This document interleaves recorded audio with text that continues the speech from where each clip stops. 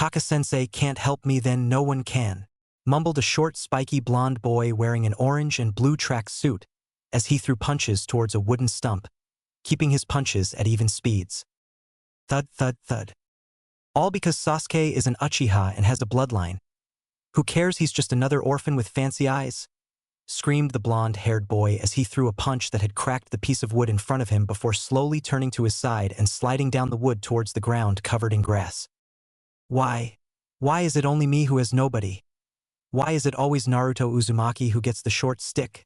Why only me? Cried Naruto a bit as he wiped the tears away from his eyes as he huddled against the tree. Sniff. Maybe if I win the Chunin exams, Kakashi-sensei will train me, said Naruto to himself, reigniting his spirit. Jumping to his feet, Naruto began to stretch. Yeah, that's it. Maybe if I win the Chunin exams, Kakashi-sensei will train me more than Sasuke, thought Naruto as he was getting into position to run. Gurgle. Naruto's sweat dropped while he looked at his stomach. The thing acted like it had a mind of its own. Ah, damn it.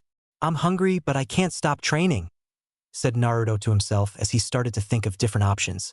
He could just quickly run over to Ichiraku's and then run back. Or he could just ignore his stomach and continue training. After all, he had a month to train starting tomorrow. Naruto looked down. If only he could be in two places at once. At that moment, a magical light bulb appeared over Naruto's head. Naruto slammed a clenched fist into his other opened hand. Yes, Kage-Bushin. How could I forget that? Screamed Naruto as he placed his hands into the seal to summon his favorite technique. Well, second as sexy technique was just brilliant. Poof. Soon the small clearing was filled with hundreds of Narutos. Naruto looked around himself before sighing. Ever since the Forest of Death and Orochimaru touched him in the stomach, he hasn't been able to use his chakra any good. Okay, everyone but one clone dispel, please, said Naruto as he rubbed his forehead with his hand. Poof. Soon there was only one clone that was in a saluting position. Sir, yes, sir, said the clone looking like an Anbu does when talking to the Hokage. Naruto grinned. Clone Naruto, this is an important mission. You must get me 10 miso ramens and pronto. Failure will result in my stomach exploding and we never getting to taste ramen again, said Naruto as he pointed at his clone, which had a look of fear. Sir, yes, sir, screamed the clone as he dashed away, leaving Naruto all by himself in the clearing. Naruto looked at the dust cloud the clone had left and scratched his head. How was the clone going to pay for the ramen? Oh well, he will see when the clone comes back. Naruto looked back at his training ground. He had found the place before the graduation exam and hang out here from time to time. It was a massive clearing that held heaps of trees around it along with a decent-sized waterfall at the edge of the clearing. Naruto started to go back into his running position, mentally counting down from 3. 3, 2, 1, go! Screamed Naruto from within his own conscience as he forced his body to move as fast as he could, which was pretty fast for a genin. He seemed to be just at an experienced genin's speed, which was just under a rookie chunin's. Come on, Naruto. You can go faster. You can do better, screamed Naruto as he tried to force his muscles more and continued running, which actually made him go slightly faster. This continued for a few minutes before Naruto suddenly tripped and grabbed his head. Ouch! What the hell was that? Said Naruto, starting off in a loud voice which slowly had become quiet as he slowly started to forget about his newly scrapped knee and slowly remembered him rushing to Ichiraku's before giving him a bowl for free as he forgot his money, and then him rushing out of Ichiraku's and then barreling into a crate full of kunai and then popping. Naruto started to panic and look himself over before realizing something. He didn't do that. That was his clone. Did he just remember what his clone did? I thought that Kage-Bushin was only a physical clone. I need to read the rest of the technique information, mumbled Naruto to himself as he only looked at how to make the technique and not what it did, well, except for making clones that could hit people. I'll just ask Gigi now instead, said Naruto as he left his special clearing towards the Hokage Tower. On the other side of the village. 3 hours later. I should have just run here, muttered Naruto as it was now late evening. He walked up the stairs towards the Kage Tower. Looking up towards the top, he saw his Gigi. But before Naruto could call out to him, he disappeared. Well, looks like it was time for Operation FS. Well, it looks like I will need Operation Forbidden Scroll after all, said Naruto as he sighed a bit. Continuing his walk, he went towards his objective. Walking around to the back of the Hokage Tower, Naruto's sweat dropped. The construction setup was still there, which he had used to sneak in the first time, and so was the same window at the very top. Gigi was defiantly too old to be Hokage if he lets his ninjas forget the windows. Naruto saw the ledge that he had to grab and saw the ramp still there. Naruto once again got into a running position before sprinting up the ramp and launching him up and grabbing the ledge. Twisting his body around a bit, he saw the next platform he had to land on. Placing his feet on the rocky surface, he pushed against it while jumping towards the platform to make sure he didn't underjump it. Tucking into a ball position, Naruto rolled against the platform before coming to a stop right in the middle of the platform. Standing up, Naruto looked at the window that was right next to him. Poking his head in and moving it left and right, Naruto slowly entered the building, making sure to avoid the chattering of other shinobi within the building. Walking up to the Hokage's office, Naruto sent a hand inside of his orange jacket and pulled a key that he had. The key was special as it was a direct copy of the key his Gigi had, even down to the squiggly lines that adorn it. Placing the key into the keyhole, he slowly twisted it and quietly opened the door, quickly shutting it as quietly as he could. He quietly moved across the room towards the massive bookcase that held a lot of village secrets. Naruto, with key in hand, opened the bottom drawer and saw a keyhole near the back. Doing what he had done to the door, Naruto quietly twisted the key once he placed it inside the keyhole. Clink. Taking the key out, he watched as a hidden drawer appeared from the back of the bookcase. Inside was the Forbidden Scroll along with 3 scrolls with his name on it. While he knew that this was a new hiding place of the Forbidden Scroll, he was shocked that there were 3 scrolls addressed to him. Shrugging, he grabbed the 3 scrolls and placed them in his orange jacket. Grabbing the Forbidden Scroll, he quickly opened it up and fully read what the Kage-Bushin did. He was amazed that he didn't read this when he could have. His Kage-Bushin could be used for training. Well, for anything other than physical training. In the scroll it said that the technique was created by the second Hokage, Tobirama Senju, for spying technique, as you could send a Kage-Bushin to scout out an area before going in yourself. The reason this was a good espionage technique was because of the memory share, which lets the user gain all the memories from his Kage-Bushins when they dispelled. Although Naruto wouldn't have come to the training conclusion if he hadn't read that it could also be used for training and studying. Naruto was giddy.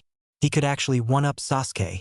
Sure, while the team could copy any ninjentai, he couldn't actually learn the ins and outs of the technique. He could learn anything in a matter of hours. While Naruto was in his inner monologue, he hadn't read the caution section. Yes, yes, yes. I'm going to be the best ever Hokage, said Naruto as he jumped up to his feet, scratching the back of his right hand which had drawn blood. Gah, said Naruto as he dropped the Forbidden Scroll and threw his hand, wildly spraying blood over the Hokage's portraits due to the shock of being cut. Naruto caught his right hand in a tight grip as he watched the blood he threw on the Hokages start to disappear? Well, all the Hokages except for Gigi's. Poof. Thud. Thud. Thud. Naruto looked at the 3 scrolls that had popped out of the now cleaned portraits. Looking down towards the scrolls, he saw that they were each meant for someone who had their blood. But how did he get the scrolls then? He was sure he wasn't Senju or Namikaze. So, how did he open the secret portraits? Leaning down towards the scrolls, he quickly placed the 3 scrolls into his jacket. Quickly gazing at some of the recorded techniques, he got interested in a few of them. The first was the Rasengan, which the steps made it easy to understand. However, if it was in the Forbidden Scroll, it must be hard to learn. Another one was the Hiraishin no Jutsu. However, it commented how you needed a high knowledge of Fuinjutsu to even try to think of how to create a similar technique to the Hiraishin, as the steps weren't written down. The next one was called Edo Tensei, and it revived dead shinobi for a little bit if the user had some of their blood for the summoning and if there was a body for them to inhabit. Those were the only ones who actually interested him. Sure, the Infinite Darkness Genjutsu sounded cool, but since people said he had bad chakra control, he couldn't use Genjutsu to save his life. Seeing as how he got what he wanted, Naruto pulled out a notepad that he always carried with him for pranking ideas. Quickly flipping pages of the little notebook, which was nearly full, he wrote down the steps to the Rasengan, Hiraishin, and Edo Tensei. Okay, Naruto, almost there. Just got to place the scroll back and get out of here, said Naruto to himself as he could feel his heartbeat going full pelt as he placed the forbidden scroll back into its place and locked the secret cupboard. Standing up, Naruto quickly wiped the blood of his Gigi's portrait and used his ki to open the door slowly and walking out quietly. Closing the door behind him, Naruto moved throughout the building towards the open window. Climbing through the window, Naruto slowly walked across the platform and jumped to the ledge before dropping down to the ramp, which he slid from. Naruto gripped his heart as he finally got out of the building, not alerting any ninjas within. Thank Kami that Gigi took his Anbu with him, or I would have been caught instantly, said Naruto to himself as he started to walk towards the steps that would lead him to Konoha. Hour later. Ah, god damn it, those steps take forever to climb, muttered Naruto to himself as he was walking with his hands behind his head as he was walking towards his apartment. Maybe he should just go sleep at his training ground? He did have a makeshift house there, and if he was always there he would be able to train day in and day out. Agreeing that would be the best idea, Naruto headed towards his apartment to leave a note for his Gigi to find later on. Naruto's apartment. Opening his door with his key, Naruto turned on the lights and walked through his small apartment and walked into his room. Looking for his travel bag, he quickly opened it and pushed in some of his jumpsuits and some ramen preserves. Going under the bed, he pulled out a loose floorboard that held some of his hidden supplies.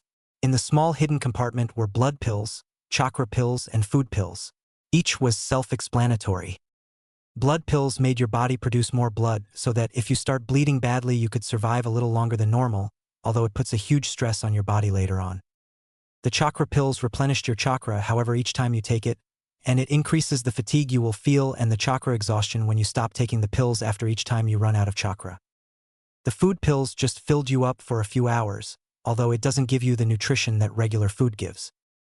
Next to the supply of pills was his hidden money box, which held hundreds of thousands of yen, which he had saved up from since his young years. Along with the box of money was his fox mask. He didn't know why he had chosen that mask as a child, but it just seemed right at the time.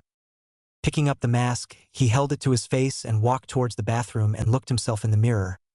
He tried to hide it, but it looked right on him for some reason.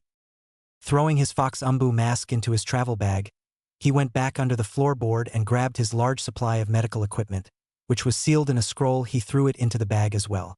The reason for this is when Naruto was smaller, he used to patch up animals he found in the forests around or in Konoha, which eventually led him to learning some medical things for both animals and humans.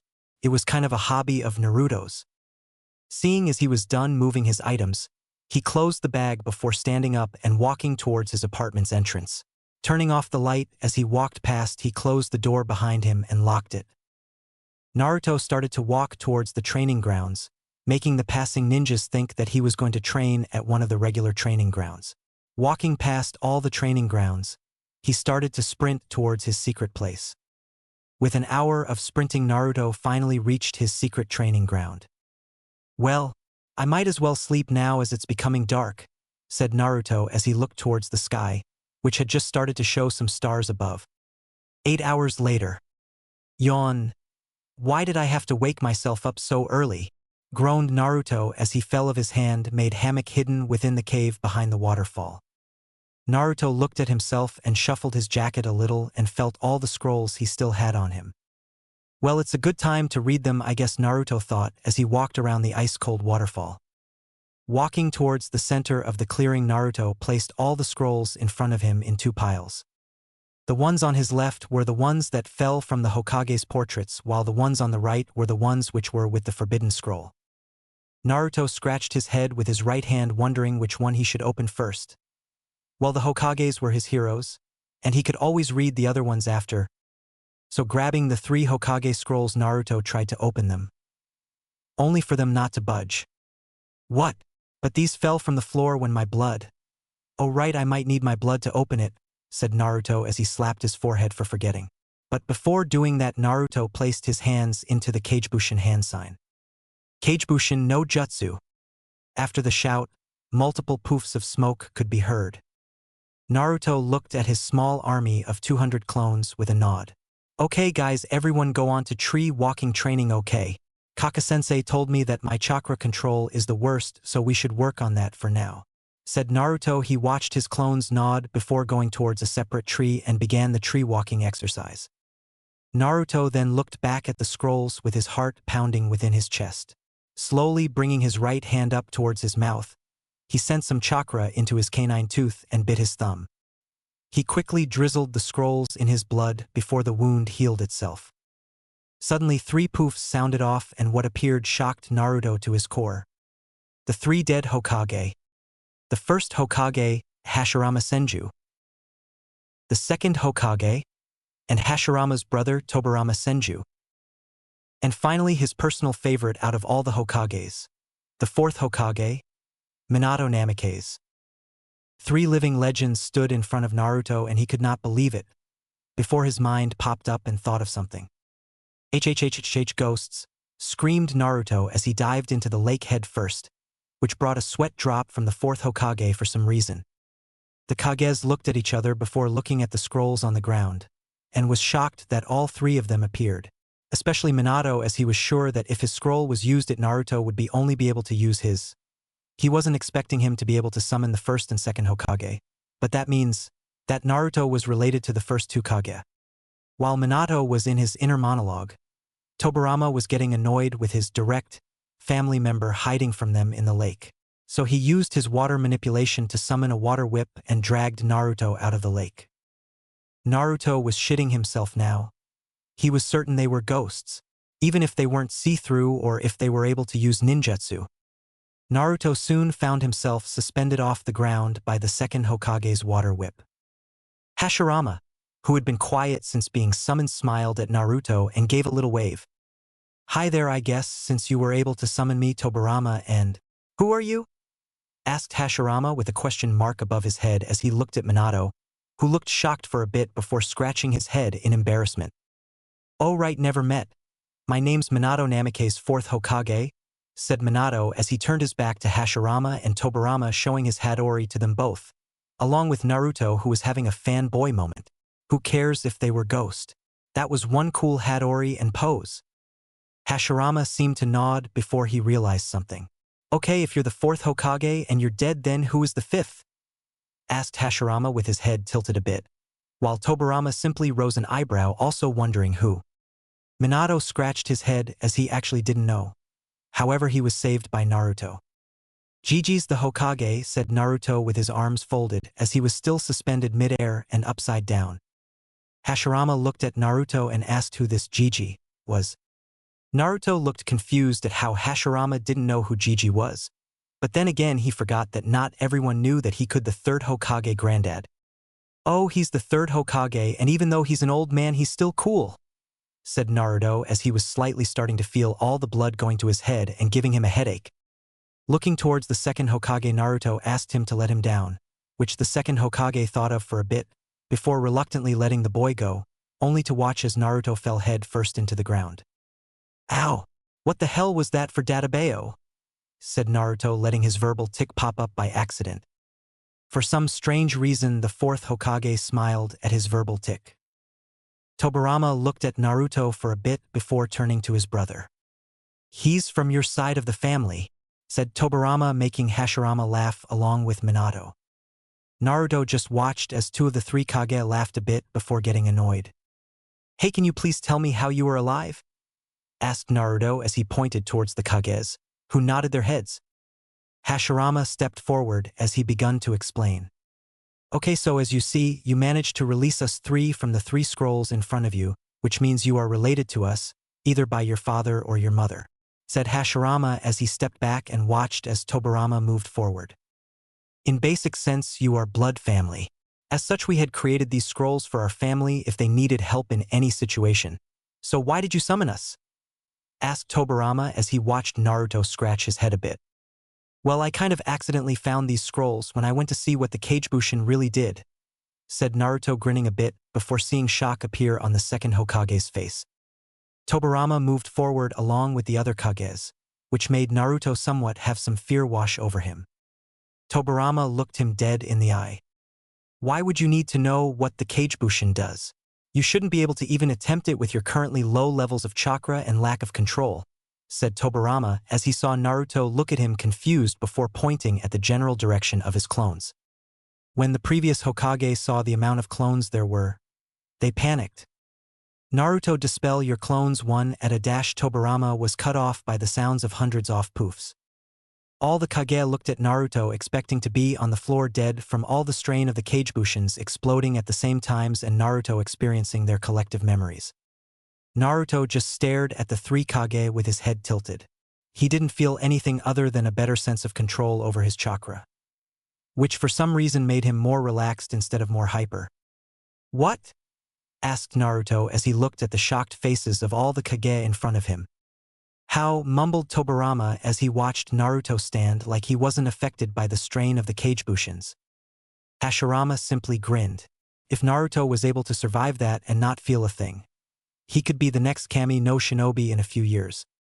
Minato smiled proudly. His son was as tough as diamonds if he could survive that, and looked like it didn't bother him. Tobirama soon got over his shock. "Well, it seems that training you for the next month will be quite entertaining," said Tobirama with a grin stretching across his face, which was mirrored by the other Kage. Naruto suddenly felt like he was walking into hell. "Faster, Naruto!" screamed Minato as he threw his Hiraishin kunai towards Naruto, who was running on nothing but fumes. It has been 10 days since Naruto's training had begun, and the Kages were impressed at Naruto's learning rate even without the clones helping him with nearly everything. When the Kages first began training Naruto, they noticed that he didn't have any survivor skills. They found this out when they sent him to get some food for himself, as they were nothing but upgraded Kage-Bushin as Naruto learnt after their first meeting. The Kages waited for half an hour before finding Naruto battling 3 grizzly bears that were a few miles out from their location. How did Naruto get a few miles away while looking for food? They will never know. When Tobirama had asked Naruto who taught him all he knew, the small child had instantly fell silent and only murmured his answers. When the Kages heard his answers, the first 2 Hokage only felt sympathy towards the child. However, the 4th Hokage went to his knees and hugged the boy and silently cried. When Naruto asked why he was crying, Minato explained to him about him being Naruto's father and about how his wife should have been there to look after him, unless she was also dead. All through the night Naruto wept as the 3 Kage watched him overcome his grief and sadness of the chance of never meeting his mother, although at least he met his father. Kinda. On the second day of training, Tobirama had made Naruto summon as much clones as he could as the day before, only to be able to summon 50 Kage-Bushins when using the same amount of chakra he had used the previous day. That day's experience gave Naruto something else to work along with everything else he was training in. Flashback 9 days ago. Gaara, why can't I summon how many clones I want? I know my control was heaps better than yesterday, even if it was only like 15 minutes worth of chakra control, said Naruto loudly as he continued trying to summon 200 clones like the day before, but no matter what he wasn't able to summon over 100 clones at max. While Naruto was continuously trying to resummon 200 clones, Tobirama was sitting in a relaxed stance and was feeling out Naruto's chakra for any anomaly that was preventing him from using his chakra properly. Tobirama sensed how Naruto's chakra would emerge from his stomach and noticed something. His chakra was being scrambled from his core. Standing up, Tobirama called Hashirama and Minato towards him and Naruto, who had taken to sitting down onto the ground after another failed attempt. Tobirama looked at Naruto for a bit before lifting his jacket and shirt up, exposing his stomach to the 3 Kages. For Hashirama, he had no clue what he was looking at. Sure, his wife Mito had taught him some sealing, but he had always fallen asleep during her lectures. For Tobirama, it was an ingenious seal that would disrupt a person's chakra, and if they were a Jinchuriki, would block them from accessing their tailed beast's energy. However, since it was new to Tobirama, it would take him a while to learn the counter seal for it. However, for Minato, it was simple. Moving his hand towards Naruto's stomach, he placed his hand on the 5-prong seal and slowly twisted the seal open. However, Minato noticed a seal behind the 5-prong seal. And if he was correct, it was a bloodline blocking seal, used when a child gains an ability that no one wants them to know about. The only ones who knew that technique were the clan heads and the Hokage. Probably Danzo as well. Naruto, I am going to unseal your chakra and another seal that shouldn't be on you, okay? Said Minato looking straight at Naruto's eyes, who gave him a nod in return. With all the insurance he needed, he quickly spun his hand counterclockwise and broke both seals that had taken place on Naruto's stomach. After making sure that the Kyuubi's seal was not harmed, he went to the other Kages. Naruto just watched as he could feel his chakra getting back to normal, along with noticing that his whisker marks disappeared from his face while looking at a puddle next to him. He watched as the Kages all sent glances at him through most of their conversation. Deciding to relax a bit, Naruto laid down and closed his eyes, only to be able to somehow see the three Kages in a sort of mind map. While he was looking through his mind map, he watched as the Kage moved towards him before they held something out to him. Naruto opened his eyes and saw a blank piece of paper being held above him. Turning his eyes to the Kage, Hashirama started to explain. "Okay, Naruto, the paper in front of your face is called chakra paper. Chakra paper comes from trees that are fed chakra over a prolonged amount of time and can identify someone's chakra type when the person inserts their own chakra into the paper. So all we need you to do is send some chakra into the paper and see your elements," said Hashirama as he watched as Naruto took the paper out of his hand. The Kages watched in anticipation as Naruto used a bit of his chakra and placed it within the special paper. Soon the paper split into three separate pieces. The first piece was completely covered in water. The second piece had turned into pure dirt, and the third piece was zapping the entire paper and making it close up into a ball. The Kages just watched as Naruto had 4 elements: wind, water, earth, and lightning. But before any of them could tell Naruto what his elements were, the water and earth pieces slipped through Naruto's fingers and fell to the ground, where they merged into a small plant. At this, Hashirama just jumped with joy. He finally had someone to pass his teachings on to. However, he could only do it for 30 days. Present. "Naruto, you can do better," said Minato as he teleported around the clearing and threw more kunai at Naruto as he was also dodging small water dragons and wood dragons. Naruto looked at all his teachers with evil eyes as he continued to dodge all the attacks his senseis had thrown at him. Naruto had looked back at how this training helped him. Hashirama, Minato, and Tobirama had made his clones train in elemental manipulation for all his elements, which was around 50 clones per group. Then Hashirama's medical training, which Naruto enjoyed very much. Tobirama's chakra control training, which had him soaked to the bone as he had to do waterfall climbing while carrying the 3 pervious Kage on his back, which annoyed the hell out of him. Then his Tusan's taijutsu training, which actually fit him. Then were Fuinjutsu lessons between Tobirama and Minato, along with slight insight into space-time ninjutsu, his now new favorite subject. Because of those training sessions, he had been able to rise from solid genin to mid-chunin in skills. Experience. About mid-genin, this brought his overall stats to about high genin. Naruto watched as he continued to dodge all his sensei's attacks, and slowly a grin formed on his face. He would so kick Neji's ass. Chunin exam final stadium. Everyone there for the Chunin exams was a buzz. The Chunin exams were held every 6 months in each hidden village, so that the Kages could show off their up-and-coming shinobi to future employers and future enemies. The third Hokage gave a sigh. It had been 1 whole month since he had seen Naruto Uzumaki, and he was getting worried. He had arranged Jiraiya meet him and train him for the Chunin exams when he heard that Kakashi was training the Uchiha, but alas, Jiraiya didn't want to, and now Naruto probably stood no chance. Hiruzen looked up and saw that everyone was getting restless. He would need to start the Chunin exams soon or people would become angry and it would affect Konoha badly. Looking towards the contestants, he saw that there was only 6 in total standing there. The 3 genin missing were Naruto, Sasuke, and Dosu from Sound.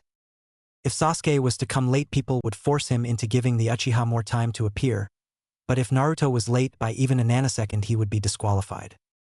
Hiruzen sighed. It looked like Naruto wouldn't be able to try gain position of Chunin. Walking towards the edge of the balcony and putting a face on as he noticed the Kazekage enter the Kage booth with his 2 guards, he called out towards the fans. "The Chunin exams will now begin," screamed Hiruzen as he watched the crowd go wild from his proclaim.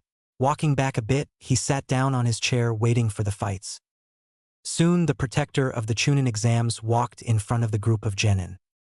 The man had shoulder-length hair which hanged around his face and brown eyes. The most noticeable thing was that he wore his forehead protector like a bandana, and he had a senbon in his mouth. His clothing was just the general jonin uniform. Genma lazily looked around before nodding to himself. All genin except for Naruto Uzumaki and Neji Hyuga go to the waiting area, said Genma as he watched most of the genin walk off except for Neji. Neji had black hair that was tied up into a loose ponytail which had reached mid-back. Neji wore a black forehead protector that he wore snugly over his forehead. He wore a khaki shirt, under which he wore a dull blue shirt with mesh armor underneath it, dark brown shorts, and blue shinobi sandals. He also had bandages wrapped around his right arm, chest, and right leg. Neji stood with his arms crossed for a few seconds before smirking. The fool Naruto probably ran or died during the month break. Genma looked around and couldn't see the blonde boy anywhere, so with a sigh he went to call Neji the winner. Winner due to disqualification. Neji-Genma was cut off from when a kunai landed in front of his feet, moving his eyes into the direction of where the kunai had come from. He had noticed a lone figure standing on top of the cage box. The figure looked like a Jonin with an Anbu mask. The figure wore the standard Jonin uniform, although without the Chunin flat jacket, as he noticed it hadn't held the Uzumaki emblem on the back. But what Genma noticed about the Anbu mask was which animal it represented. He knew from some colleagues that no one would even think of wearing that type of mask. It was a fox mask. Soon the figure free fell from the cage box roof and landed in a slight crouch without any sound coming from the impact. Genma looked at the man for a bit before noticing the blonde hair. Then he grinned. "Are you Naruto Uzumaki?" asked Genma as he watched as the now named Naruto tilt his head a bit. "What gave me away?" asked Naruto as he removed his mask and secured it to his hip via belt. Genma just looked at the kid and smirked. Walking back towards the center of the arena, he stood in between the two genin. Raising his hand up, he looked at both sides and then brought his hand down. Both contestants looked at each other, not moving a muscle as a light wind ruffled their hair, even when their fight was started. Naruto looked at Neji with nothing but a blank face as he moved his arms up to his chest and wrapped them up, confusing Neji before he shrugged it off and began to give his opponent some verbal abuse. "You know changing your cloths won't do anything dead last. Fate has chosen me to win this fight. After all, who would support a worthless nobody peasant?" said Neji as he smirked, waiting for Naruto's outburst. However, it was only silence before Naruto spoke a few words. "At least I'm not a slave," said Naruto in a whisper that somehow reached everyone's ears, especially Neji's, who had started to see blood. "What did you say, peasant?" muttered Neji as he clenched and unclenched his hands as he formed them into tight fists before releasing them and repeating the process. Naruto looked at him straight in his eyes before saying the words he had not spoken just moments ago. "At least I'm not a slave," said Naruto in a louder voice as he watched Neji tense his legs, before sprinting at him, only to fall down to his knees while holding his stomach. Seems his attack worked. Walking up to Neji, he quickly sent some strikes to his shoulders and back before standing back a little and admiring his work. Neji couldn't believe what had happened. He started to run, only to feel his head swim along with his stomach, feeling like someone was piercing it with a kunai. Next thing he knew was Naruto stopping his arms from moving along with his legs. Looking up towards Naruto, he gnashed his teeth as he stared into Naruto's eyes. How did you beat me?" asked Neji as medic nins rushed towards his location ready to pick him up and take him towards the medical booth near the genin stand.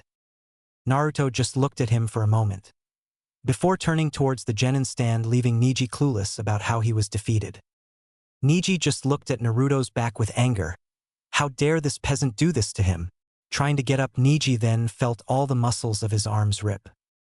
"H," screamed Neji as he fell back onto the floor with his head down, showing he was completely knocked out. The crowd was silent as Naruto walked back towards the stand, before Ayam stood up from the stand and screamed. "Yes, Naruto-kun. We made over 1,000,000 yen," screamed Ayam as she and her father had bet on Naruto winning, and with the odds at 1.5 Neji and 1,000 Naruto, anyone who picked Naruto to win would have quite a bit of cash to spend.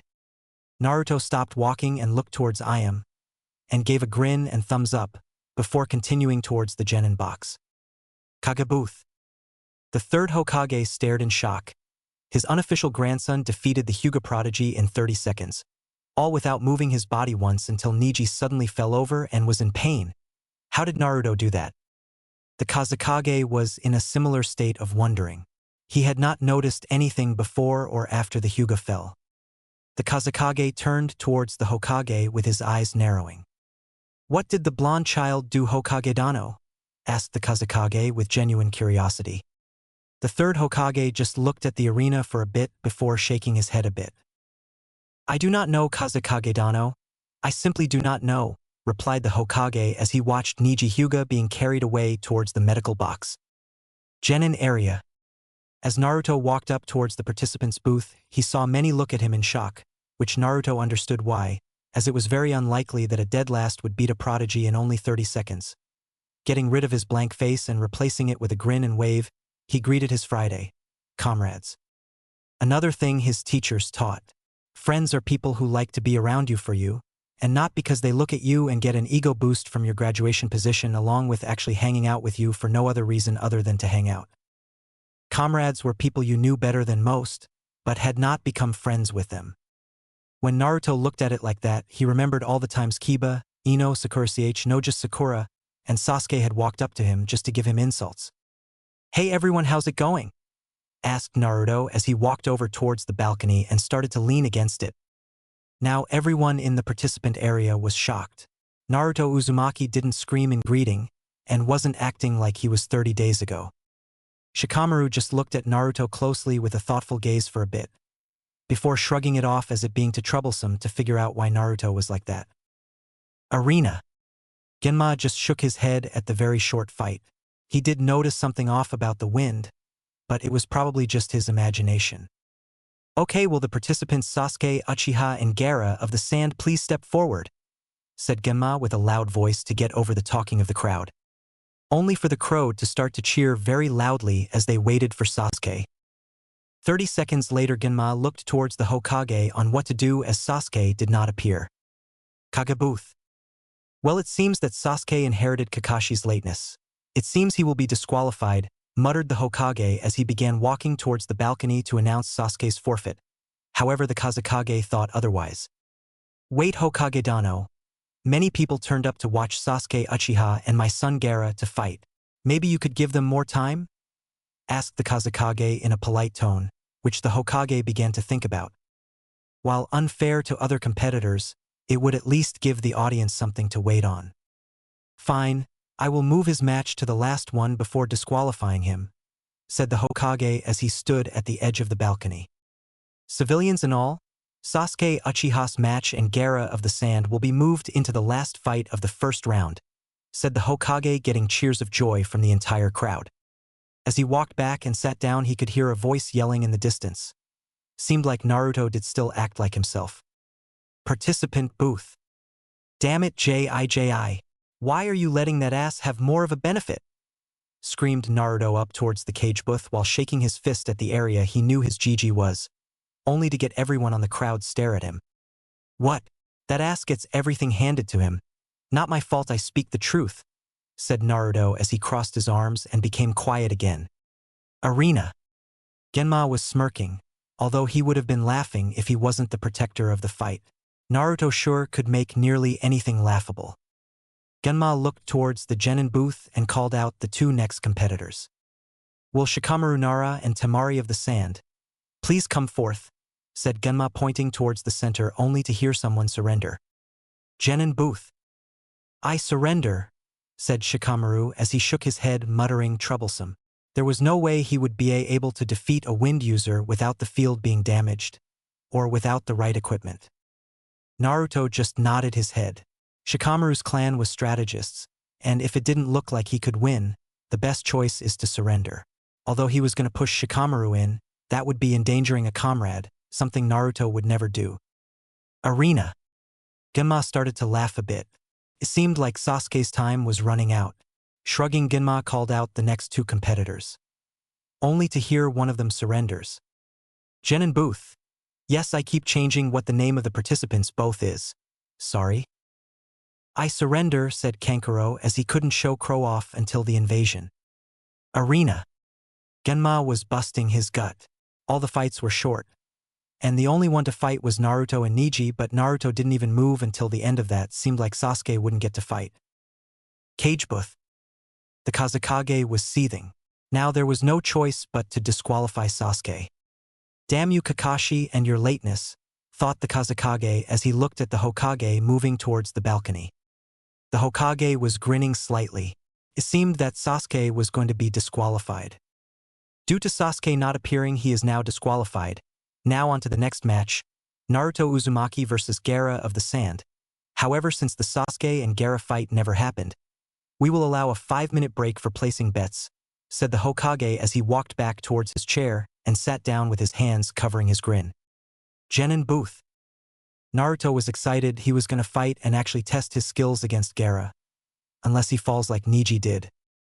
"Ha ha ha, this is going to be fun," said Naruto as he started to hop on the balls of his feet in preparation of his entrance, before he stopped jumping and took a breath to calm down. And if like a switch, Naruto's face became blank. As he heard Genma say the 5 minutes is over, he jumped onto the field. Arena. Genma looked at the two ninja as they stared at each other with blank faces and in their ready stances.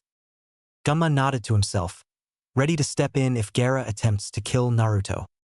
Raising his hand up, he looked at both competitors for a bit, before throwing his hand down and jumping away. Fight! Naruto looked at Gaara for a bit before noticing his attack had hit but didn't work. That meant that Gaara was either had an immune system that could purge him of nearly anything, or he was a Jinchuriki like he was. Looks like if things get out of hand he will have to use his gift or seals. Naruto leaned forward slightly before tensing his muscles. Feeding a slight amount of chakra to his body, he dashed. Slam! Naruto stood where Gaara previously stood with his fist in a punching position. Following the direction of his fist, it led to a large hole in the side of the arena. Naruto closed his eyes briefly, searching for Gaara's chakra signature and seeing how it was flowing. It was flowing rapidly. He was angry. Naruto opened his eyes once again and dashed back towards his original starting position. He watched as Gaara moved out of the hole in the wall and stared at him with anger, before smiling maniacally towards Naruto. "Yes, you will prove my existence," said Gaara loud enough so that the crowd could hear him. Naruto just stared at the redhead in front of him.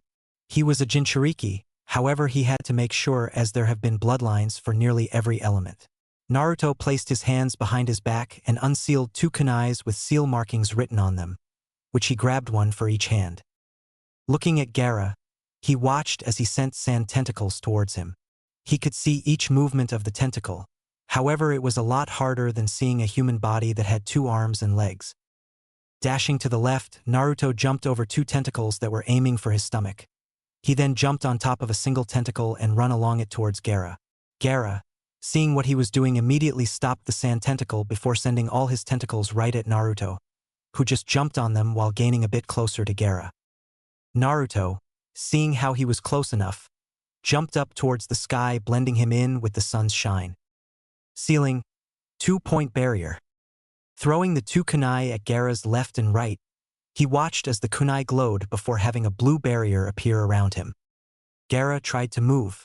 He tried to fight the barrier but could only feel himself getting weaker. When Naruto landed, he quickly went through a few hand signs. Sealing, 5 elemental seal. Screamed Naruto as he charged forward, making sure his barrier ran out of chakra just before he touched it.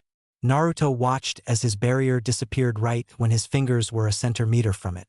Seeing how the barrier fell, Naruto pushed his legs a bit harder and rammed his fingers at Gaara's stomach. Even if he didn't hit Gaara's seal, it would knock him out and block him from his buji and chakra. Naruto watched as Gaara looked at him in shock as he flew towards the arena wall, once again, as Naruto used too much strength when he thrusted his hand onto Gaara's stomach. Yawn. The familiar smashing of a wall was heard by all. Gunma, who had decided to check on Gaara's condition slowly, pried the young redhead out of the arena wall, putting 2 fingers towards his neck to check for a pulse. He was delighted to find Gaara still alive and simply knocked out. The winner is Naruto Uzumaki. Gunma was cut off from the sound of the Kage booth exploding along with nearly everyone in the crowd falling asleep, while the Sand Shinobi started to attack every Leaf Shinobi there. Throughout the whole fight, Naruto could make out 3 words. Naruto watched as ninjas sprang into action without thinking and started to fight the Suna and the sound ninjas that had mysteriously appeared once the invasion started. Naruto watched as Temari and her brother Kankuro grabbed Gaara and left towards the village's forests. Yo. Looking up, he saw a purplish barrier arise from out of nowhere. Deciding to get a better view, Naruto sprang off the ground and bounced from wall to wall as he reached the purple barrier. A 4-flame formation if he was correct. Naruto looked at the 4 shinobi holding the barrier. The first one he had seen was a rather fat one. He had orange eyes and 3 tufts of orange hair on his head in a mohawk of sorts that ran down the middle and 2 similar styled tufts of hair at the side. He wore a sleeveless tunic with the symbol of the sound 4 on the hem, along with black arm warmers, a pair of black 3/4 length pants that stopped just below his knees. Along with this, he wore sandals with leg warmers, covered by bandages, a purple robe belt around his waist, and a necklace that comprised of circular pieces separating long, metallic pieces. The next person he saw was a girl. The most distinctive feature was her long, untamed, red hair. She also wore a black hat with bandaged sides, and she wore a tan tunic, much like the other members of the sound group, with black shorts and standard black shinobi sandals. The then came to a sight of a man with 6 arms. The man was a light brown-skinned shinobi with black, shaggy hair, and black eyes. He wore a black, sleeveless top and shorts, over which he wore a tunic that bore the symbol of a circle, and a purple rope belt around his waist. He also wore the forehead protector of his village along with arm warmers, shinobi sandals, and bandages around his legs. The next person Naruto saw was a man with 2 heads, although one of them seemed asleep. The man had straight, dark gray hair with long bangs that covered an eye. From what he could see, the man wore a green shade of lipstick and had dark markings around his eyes, giving him an androgynous appearance. He wore brown tunics with long black wristbands, black skin-tight shorts, and purple ropes tied around his waist. He also wore a dark red, beaded necklace around his neck and a giant scroll behind his back. Naruto turned his attention to what was inside the barrier and his eyes widened in shock. There was his Jiji fighting Hashirama and Tobirama along with Orochimaru. Naruto had to get in there. He couldn't let his granddad in all but blood fight his senseis. Naruto dashed towards the barrier, ignoring the redhead woman commenting on him being dumb and an idiot. Naruto went through hand signs, sealing temporal distortion. When Naruto placed his glowing yellow hand on the barrier, he watched as the barrier opened itself up so that it would fit his body, along with someone slightly taller than him. Dashing through the barrier, he ignored the swearing of the redhead girl along with gaping ninjas who had looked to see what he had done. Naruto watched as he moved towards the battle, his Jiji fighting off his senseis. Naruto looked towards Hashirama as he was preparing his chakra for a Mokutan attack. He had to act quickly. Pumping chakra into his body, Naruto dashed straight towards his sensei before a blue fire lit up in his hand. Sealing, restriction of the Shinigami. Naruto thrusted his hand into Hashirama's armor as he barreled through the corpse, cutting it in 2 and sending bits of tiny paper like cells into the air. As Hashirama's body dropped, he quickly sent Naruto a grin before falling face first into the ground, which wasn't a great view for a fight. Naruto landed on a branch that his sensei created with would release secret technique. Nativity of a world of trees which allows the user to summon trees anywhere. This included but not limited to roofs, ocean, walls, metal, and many other objects. Naruto snapped his head to the side as he felt a punch to his jaw, sending him through multiple trees and branches. Landing with half his body encased by a tree's base, he looked up to where he was previously standing and had come across Tobirama, his sensei. Forcing himself up, Naruto moved to stand on a single branch before creating 10 cage bushins. Naruto looked towards his clones before pointing towards the direction his Jiji was. "Help Jiji, okay? From what I heard, Orochimaru is a sneaky bastard that can get himself out of nearly anything, got it?" said Naruto as he turned back to his sensei, who was simply watching him with a smile. The clones nodded, before dashing towards the Hokage's position. Naruto stared at his sensei with a blank face as his eyes traveled to his surrounding area, preparing to fight his sensei. Tobirama looked at Naruto with a grin, While he couldn't control his body, he could still talk and show emotions. Naruto, I know that Mai and Hashirama's scrolls, along with Minato's, had been destroyed due to the time seal placed on it. But even though it's only been 10 days since you and my clone had trained, I can tell that you are doing very well. However, you didn't notice me place a genjutsu on you. So I'm sorry, but you are now dead, said Tobirama with his face marring a frown as he watched Naruto grab his head and fell to the ground with blood pooling out of his head through his ears and closed eyes. And you don't know when it was a Kage-Bushin in my place, replied Naruto with his hand now shoved through Tobirama's back, along with his other hand placing the ceiling, restriction of the Shinigami, on him. Ripping his hand out from Tobirama's back, he watched as Tobirama fell forward onto the roof tiles that the large amount of trees didn't cover. Naruto looked at his sensei's downed form and gave a small smile, before dashing off to his Jiji's battle as he felt 6 of the 9 he had sent to help his Jiji as he had used one to trick Tobirama, although it was probably Tobirama making his body not react to him switching with a clone. I'll be seeing ya, sensei, muttered Naruto as he left the clearing, not noticing the smile Tobirama had held on his face. Orochimaru and Hiruzen battle. The third Hokage was huffing. He was keeping even with his student Orochimaru, however his aging body will eventually fail him. Hiruzen dodged the incoming snake barrage that Orochimaru sent towards him. He watched as a Naruto clone kicked a stray snake away from him before being dispelled by Orochimaru, who had jumped towards him and sent a neck-snapping kick. Even though Hiruzen knew that it was only a clone of Naruto, seeing his unofficial grandson's neck snap towards you would slightly scare you. Hiruzen quickly spun his adamantine staff in a 360-degree spin, knocking all the other snakes Orochimaru had sent towards him after once again killing another Naruto clone, this time with his Kusanagi blade. Orochimaru grinned as he sliced through the few Naruto clones that had appeared to help Hiruzen. But he did note that the Kage-Bushins did not disappear after he sent Tobirama to kill Naruto. Did Naruto take to hiding? Well, it shouldn't take much longer for Tobirama to kill him. Orochimaru chuckled as he pointed his katana, the Kusanagi blade, at his sensei, manga version of sword. The Kusanagi blade had a standard katana shape. It had black cloth surrounding the handle with white diamonds running along the sides of it. The guard was just a plain gold circle. The actual blade of the Kusanagi was black with a white edge running along the bottom of the blade. Hiruzen, time to die, said Orochimaru as he dashed towards his sensei with his sword forward, only to get a snapping kick to the back of his head, which sent him flying towards the barrier, only to be saved by one of his snakes he had summoned mid-fight. Orochimaru looked to who had attacked him and looked shocked. There stood Naruto Uzumaki, his green jacket ripped beyond repair along with his black long sleeve having multiple tears running throughout it. Sorry, Orochimaru, but I won't let you kill the Hokage, said Naruto as he started to build up chakra within his coils. As a shinobi of Konoha, it's my duty to protect the great will of fire.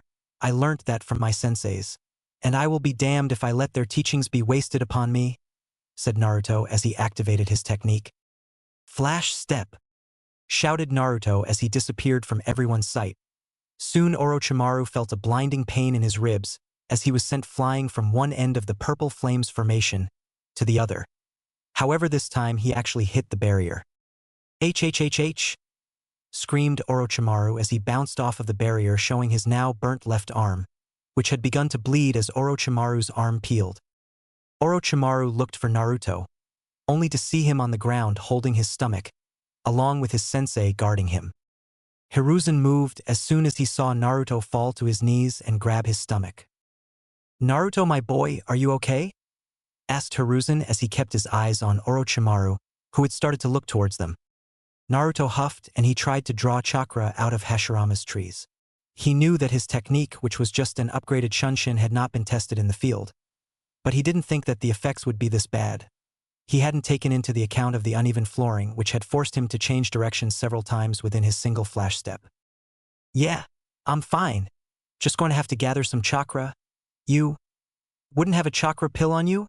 Asked Naruto as he watched his Jiji drop a single pill onto a tile in front of him. Nodding gratefully towards his Jiji, he swallowed the pill and instantly felt his chakra start to return. He was definitely going to get put into the hospital for chakra exhaustion.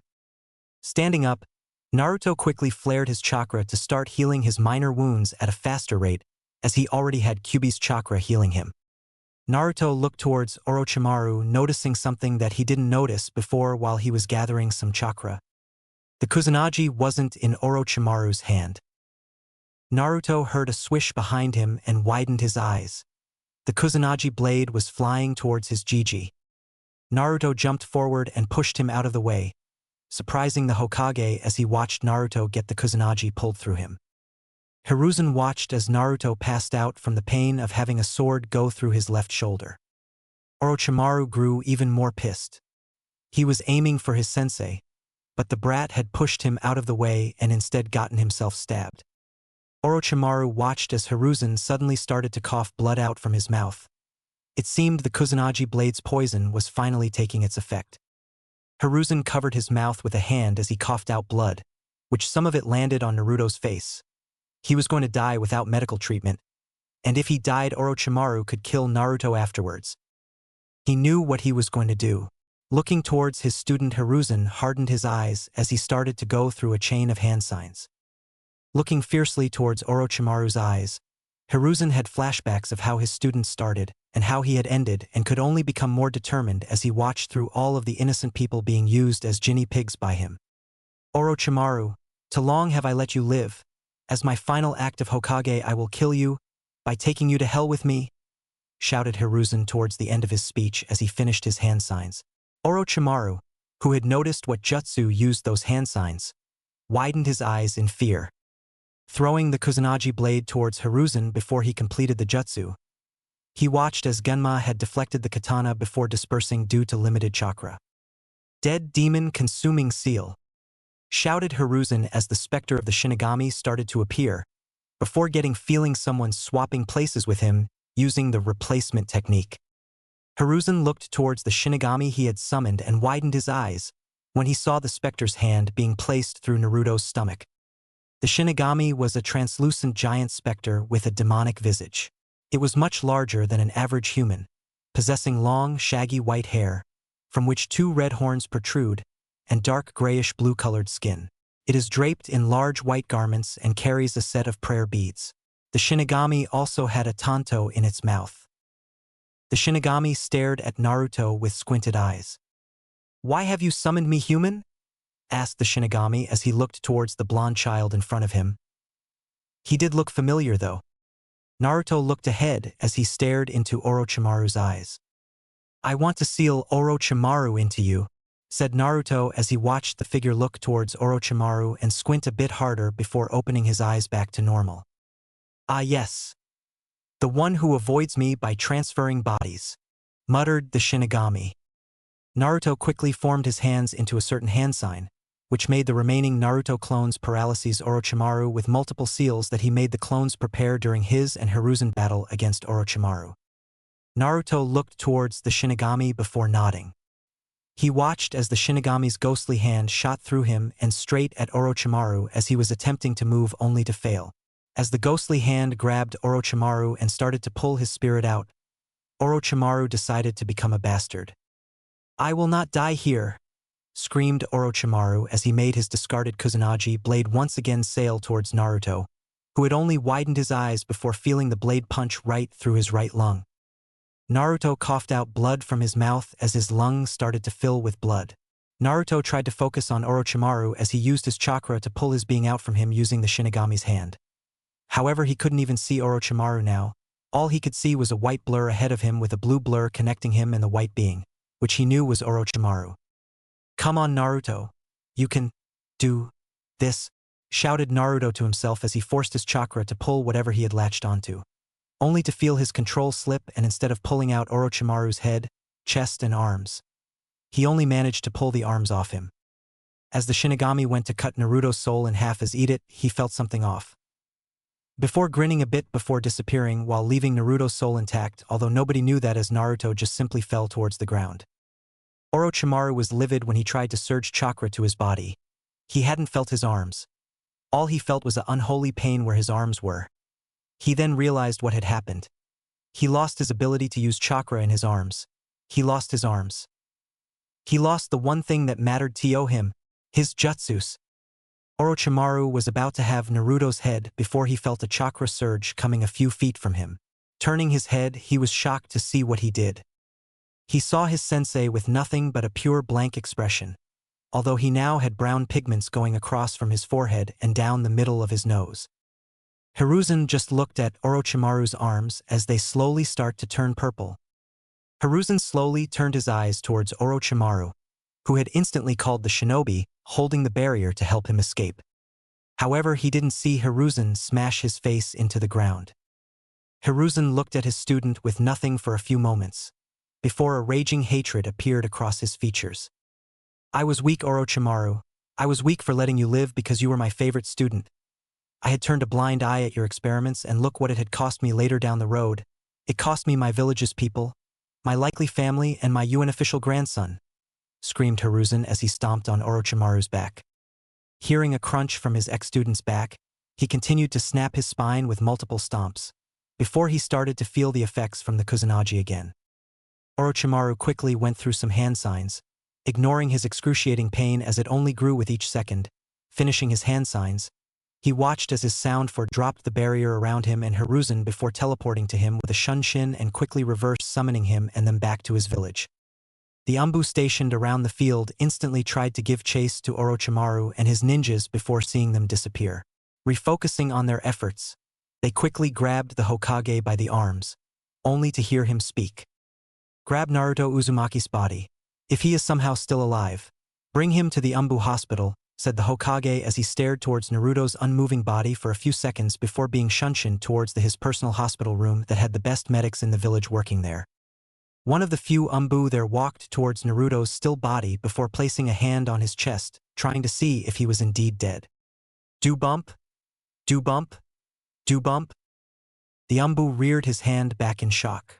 Naruto Uzumaki was still alive. The Anbu quickly looked towards two colleges of his. Bird, Snake, pick up Naruto Uzumaki and take him towards the Anbu hospital. He is in critical danger right now, his heartbeat very weak, but still there, said the Tiger Anbu as he pointed towards Naruto's prone body, only to hear someone within the group mutter out how they shouldn't save the demon and just let him die. Tiger turned to the operative and stared at him for a few seconds, before smashing a knee into his gut and knocking him out. Tiger turned back towards the group of Anbu. Gio! Screamed Tiger as he watched them start to move.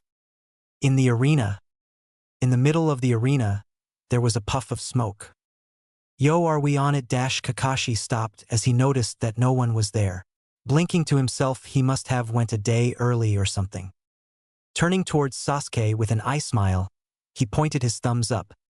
Well, Sasuke, looks like we have more time to train. With that, Kakashi grabbed Sasuke by the shoulder before shining back towards his secret training ground. Hospital. Where am I? Thought Naruto as he slowly opened his eyes and instantly covered them due to the brightness.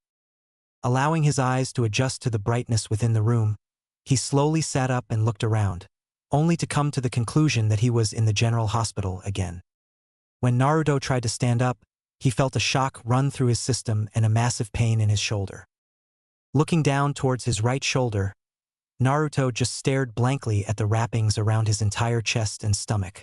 Thinking back to his injuries, he remembered himself taking the Kusanagi through both the stomach and the right lung while helping his Gigi in battle. His Gigi. He passed out before he could help, although he felt something was different within him. Grabbing the edge of his bed, Naruto started to push himself onto his 2 feet. Letting go of the bed, he started to slowly walk towards his hospital room door. Reaching out with his right hand, he grabbed the doorknob before slowly twisting it open as his wrist was sore for some odd reason. Sticking his head out, Naruto looked both directions before slowly walking out of his room. When he was younger, if he was caught sneaking out of the hospital, he would have many ninjas throw him back in there under Hokage's orders. It sucked because it was boring in the hospital. Walking down the long walkway, Naruto took a second to look out of the nearby window and watched Konoha shinning with just a bit of rubble here and there, although the gates around Konoha was pretty damaged. Turning his head back towards the walkway, he used the wall next to him to support him as he walked through the hallway. Closing his eyes for a moment, Naruto started to sense chakra signatures spread all around the village. Locking onto the largest chakra signature, He opened his eyes and started to walk forward, only to see a ninja appear in front of him with a shin. The ninja was obviously a woman, as her body was amazingly shaped. The most distinguishing feature of the Anbu woman was her long purple hair. The Anbu with a Nico mask looked at Naruto for a bit, before placing a hand on his shoulder and shunshined him towards the Hokage tower. Hokage office. Hiruzen watched as a poof of smoke and leaves appeared in the middle of his office. Once the leaves and smoke cleared, there stood Naruto Uzumaki and Anbu Nico. Hiruzen looked towards Naruto's state of dress, which was just the regular hospital gown that was administered to all patients. He chuckled to himself that Naruto hadn't noticed his dress yet. What the hell?" screamed Naruto as he looked down at himself to see a hospital gown on him. The Anbu Nico's shoulders were moving slightly up and down, giving off that she was laughing slightly. Hiruzen grinned before nodding towards Nico, giving her the order to go back into position. With a replying nod, she jumped into one of the darkened corners and disappeared, while she just sat there. Hiruzen stood up while holding his right hip slightly as he walked towards Naruto. When he reached Naruto, he wrapped him up in a hug, which Naruto returned. When the hug stopped, Hiruzen clicked his fingers and a replica of Naruto's new cloths appeared, along with his old jumpsuits. Hiruzen looked towards all the ceilings and nodded, making the 4 Anbu there appear. He then looked back towards Naruto and smiled. "Your choice," he said as he went to wait outside the office. Naruto got what he meant. He could become a ninja, or be like he used to be, a clown. It wasn't that hard of a choice. Naruto walked towards his carefully folded replica of his cloths from the Chunin exams final. Quickly putting his black long-sleeve shirt and baggy pants, he looked for the jacket but noticed it wasn't there, along with his fox mask. Walking outside, he saw his Gigi smile a proud smile at him and also got 4 nods from the Anbu at his choice. Naruto nodded back towards the Anbu and looked at his Gigi seriously. "Where's my jacket and fox mask?" asked Naruto as he watched the Hokage raise his eyebrow at him for that question, as he wasn't expecting Naruto to ask about his fox mask. Hiruzen looked towards one of the Anbu and made a few hand signs behind his back. With a nod from the Anbu, he quickly disappeared to do what his Hokage had told him. Looking back at Naruto, Hiruzen grinned. "I don't know, Naruto, but would you like to come with me to the council room?" asked the Hokage. Getting a shrug from Naruto, they both began to walk towards the council room, with the Hokage noticing Naruto's slow but easier walk. It seemed that Naruto was healing while walking. As Hiruzen and Naruto were walking, the Hokage turned towards Naruto with a small smile. "So, how is training with 3 Kage?" asked Hiruzen casually as he saw Naruto widen his eyes to maximum proportion and quickly turn his head towards his Gigi. "How?" asked Naruto as he noticed that his Gigi wasn't angry at all, even though he kinda took some things. "I saw through the crystal ball of your training at times. Good job, by the way. Maybe in a few years you could actually gain the title of Hokage," said Hiruzen as he and Naruto walked towards the council room. Naruto looked towards Hiruzen before shagging his now not painfully bad shoulders and upper body. "So you know that I stole my parents' scrolls along with going through the forbidden scroll again, right?" said Naruto as he kept looking forward, not noticing his Gigi widen his eyes similar to how Naruto had a few moments ago. Hiruzen was gaping. He thought that Naruto only managed to accidentally get the 3 Kages to help him, and that was a shock. He thought that only Minato's scroll would appear if Naruto swiped blood onto the pictures. And now he finds out that Naruto had taken his parents' scrolls and looked through the forbidden scroll again. How did he do that? Finally reaching the council room, Naruto and Hiruzen walked through the door going to the Hokage podium. Hiruzen looked at Naruto for a bit, deciding if he should do what he was going to do. Finally deciding, he looked towards Naruto and grinned. "Naruto, sit at the Uzumaki clan seat," said Hiruzen, making all the council members look at him in shock. Naruto looked to the seat that was in between the Nara clan head and the Hyuga clan head. Walking towards the seat, he sat himself down, ignoring the mutterings around him, although he made the seat a little bigger using his Mokuton, so that he would be able to properly see. Hiruzen nodded towards Naruto, who in turn gave him a thumb up. Hiruzen looked towards the room and started. We are here today to discuss promotions for a few genin who had gone above and beyond what was expected of them. So the names are Shikamaru Nara, Shino Aburame, and Naruto Uzumaki," said Hiruzen. As he tried to start the voting, he was interrupted by a civilian council member. "What about Uchiha-sama and my daughter? They deserves the promotion," screamed a banshee, or a woman with pink hair and green eyes, similar to Sakura Haruno. Naruto was holding his ears as well as most of the other shinobi, although Naruto and Tsume had the worst of it as their heightened senses picked up on the sound. Hiruzen's eye started to twitch before sighing. "And why should I promote Sasuke Uchiha and Sakura Haruno?" asked Hiruzen, only to regret asking as the woman opened her mouth once again. "Because Sasuke is an Uchiha and we need him and the Sharingan back. And my daughter because she defeated a clan child," shouted the copy of Sakura as she slammed her fist down onto the table. Just before Hiruzen could reply, Naruto moved his hand up. "Could I place a volume control seal on her?" "My ears are bleeding along with hers," said Naruto as he tilted his head to the left and spilled some blood onto the Hyuga head, which in turn looked at him in hate. Hiruzen looked towards Tsume and indeed saw that Tsume, the Inuzuka clan head, was indeed bleeding out of her ears from Hikari's voice. Nodding, he saw Naruto disappear and slap a seal on the back of Hikari and then reappear back in his seat.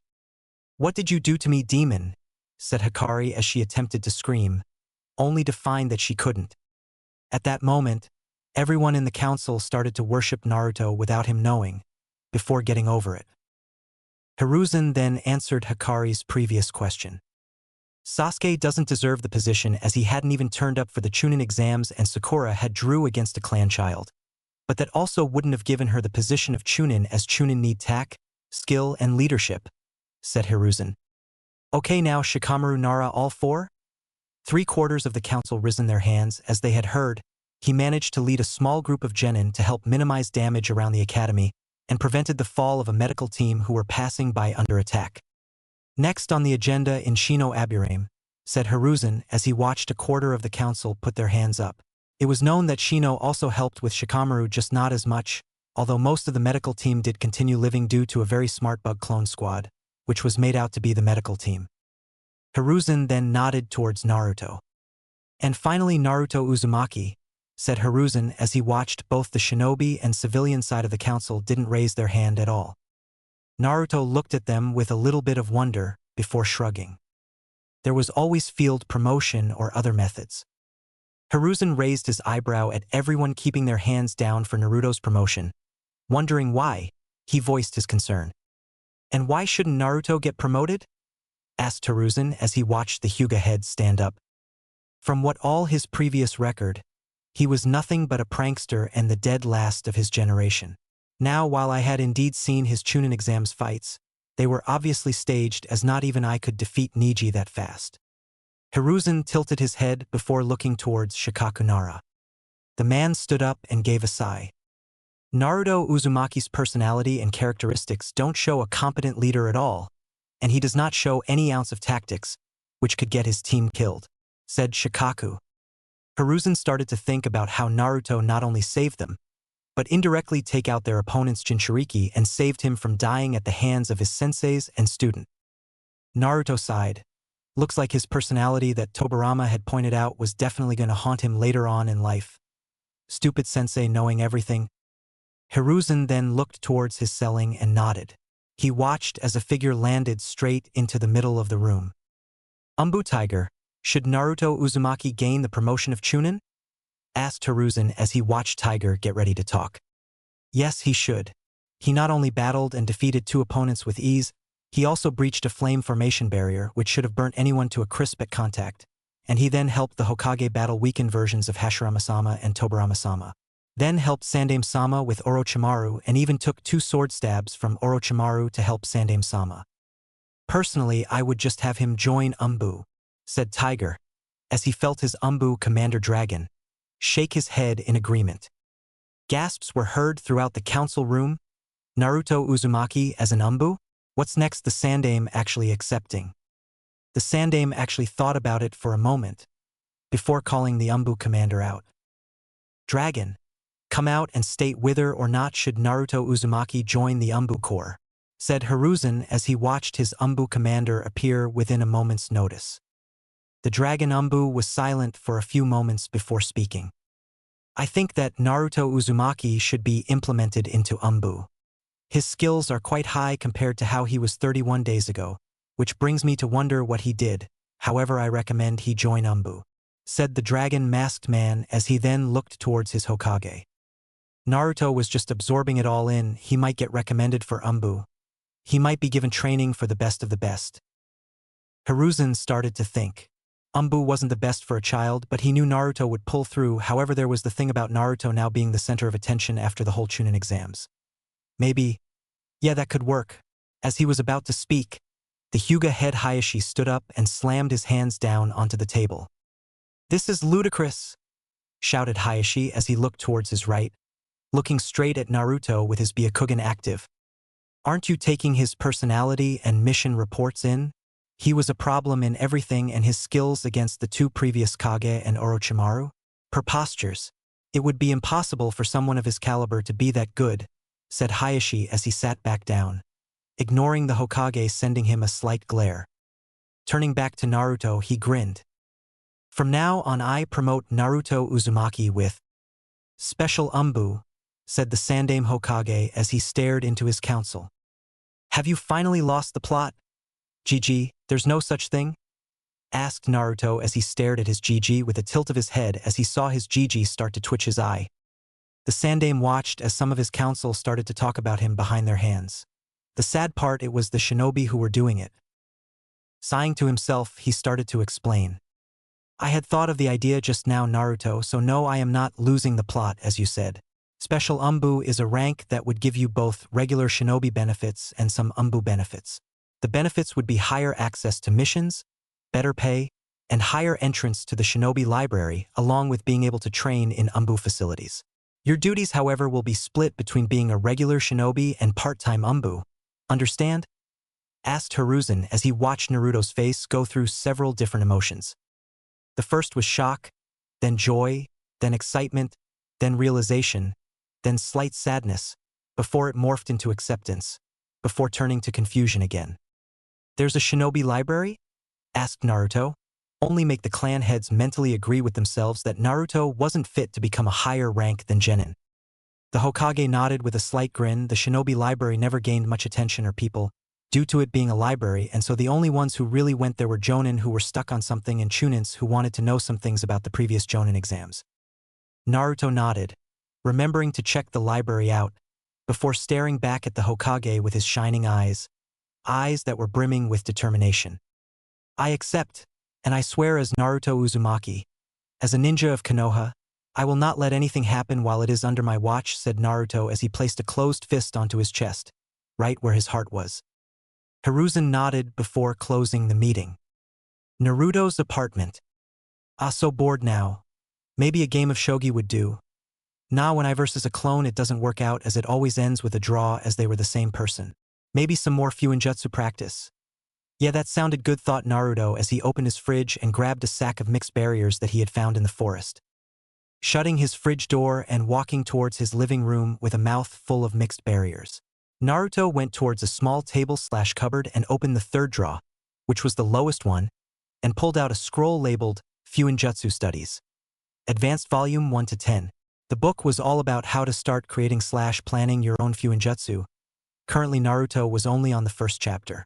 Although most people would call Naruto a Fuinjutsu master after seeing how he was able to use Fuinjutsu to 1. Beat Gaara and 2. Break through a flame barrier, he was only a beginner who had finished the beginner book and used his created Chakra density jutsu to make seals appear anywhere he wanted. Naruto sent some chakra into the scroll and watched as the first volume of the book appeared. Holding the book in his hands, Naruto created 5 Kage-Bushins. Poof. "Sir," said the Kage-Bushins loudly as they each held their book in a salute. Naruto just had a small sweat drop down the side of his head.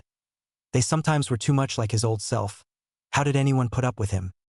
"Okay, so you are all going to read Volume 1 while I go and start doing some training. Maybe I might even check the library. So remember to spell when you are able to memorize the entire book. I can still only do this with 5 clones, but I'm sure I will be able to finish the other volumes in a week or 2, so get cracking," said Naruto as he walked towards his front door and opened it just enough for him to walk through. Shutting the door behind him, he looked down to see a box along with some sort of map. Placing the map aside, he opened the box and came to a sight. His fox mask, exactly colored like his old one, white base with red markings and a black nose. Under his fox mask there was his Anbu uniform along with his Chunin jacket. Slipping on his Chunin jacket, he picked up the map before jumping to the roof right across from him. Looking down towards the map, he saw that the map led towards an abandoned sector of the village, which hadn't recovered from Kyuubi's attack, which luckily was at the edge of the village, so no one really needed to go there. Reading the map more carefully, he noticed a few words at the bottom of the scroll. Don't get caught. Don't get caught. Anbu, that must be it. The letter was probably directions to Anbu HQ, but they might have changed it so that it was a recruitment test. Naruto looked towards the abandoned sector and grinned. Well, Anbu. Game on, said Naruto before jumping towards the abandoned section of the village. Council room. What? Shouted Kakashi as he looked at the Hokage and the council. He had just found out that he had missed an invasion and that Naruto would no longer be a part of Team 7 due to getting a special promotion. Kakashi was in shock right now. He thought that the Chunin exams would go for at least 3 hours, but apparently Naruto had defeated Neji so quick and everyone else had simply surrendered. But what about Sasuke? You all know that he would have won his match, said Kakashi, trying to have his most successful student turn into a Chunin so that he could have Sasuke as an apprentice, as he thought Naruto's promotion was just something the Hokage told Naruto to keep him happy. Hiruzen looked at Kakashi with a disappointed stare.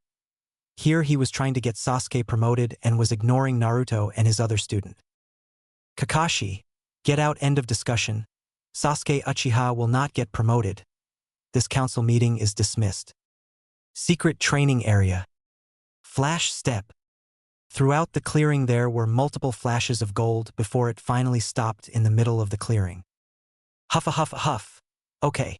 So making chakra into a physical form is taxing.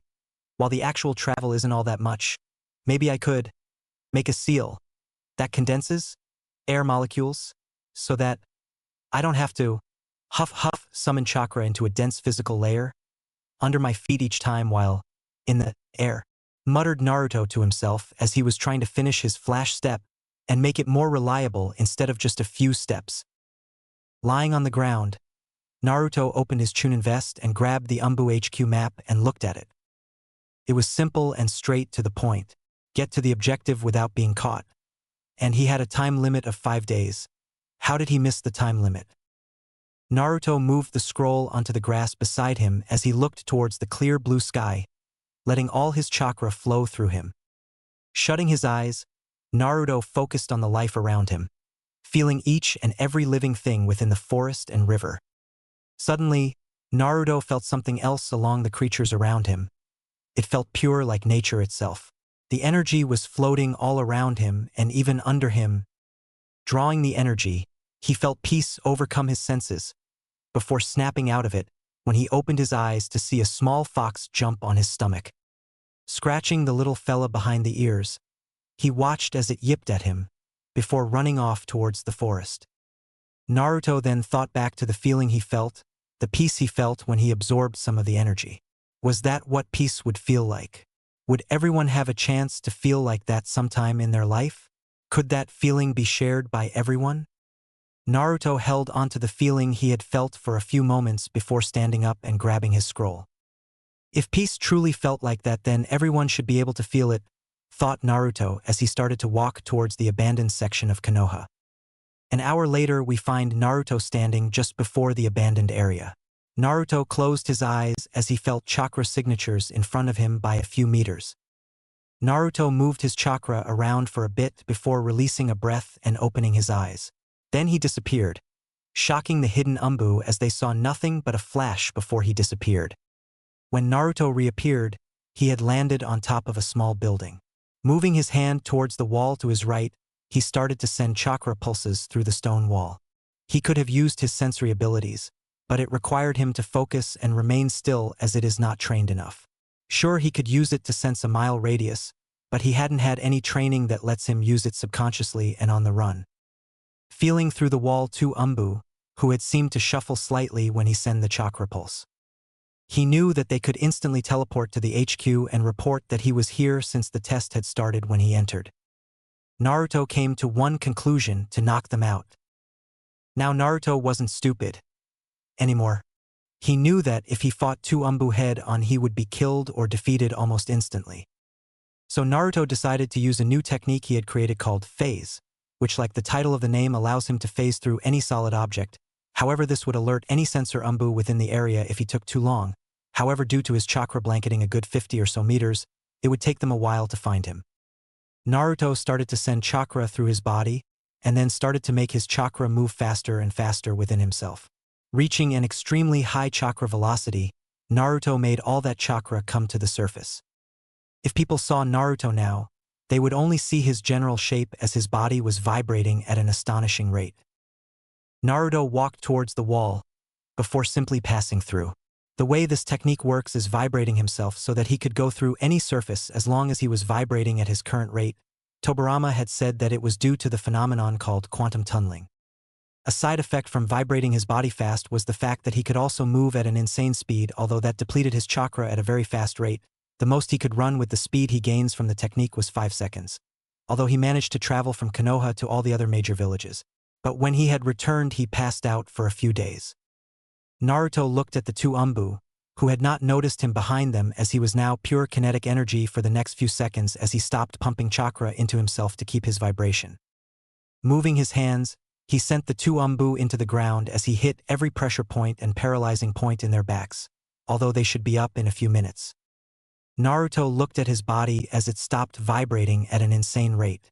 Forcing chakra around his body, he started to calm his raging heart. Another side effect from the vibrations, he could gain a heart attack at any moment while vibrating at that speed. However, he would have been dead if not for Kyuubi's chakra strengthening his heart when he was younger, along with keeping it from exploding. This goes the same for any organ or limb he had. Puffing out some air, Naruto leaned against the wall to his left and sent another chakra pulse that ran throughout the entire abandoned part of Konoha. Ping!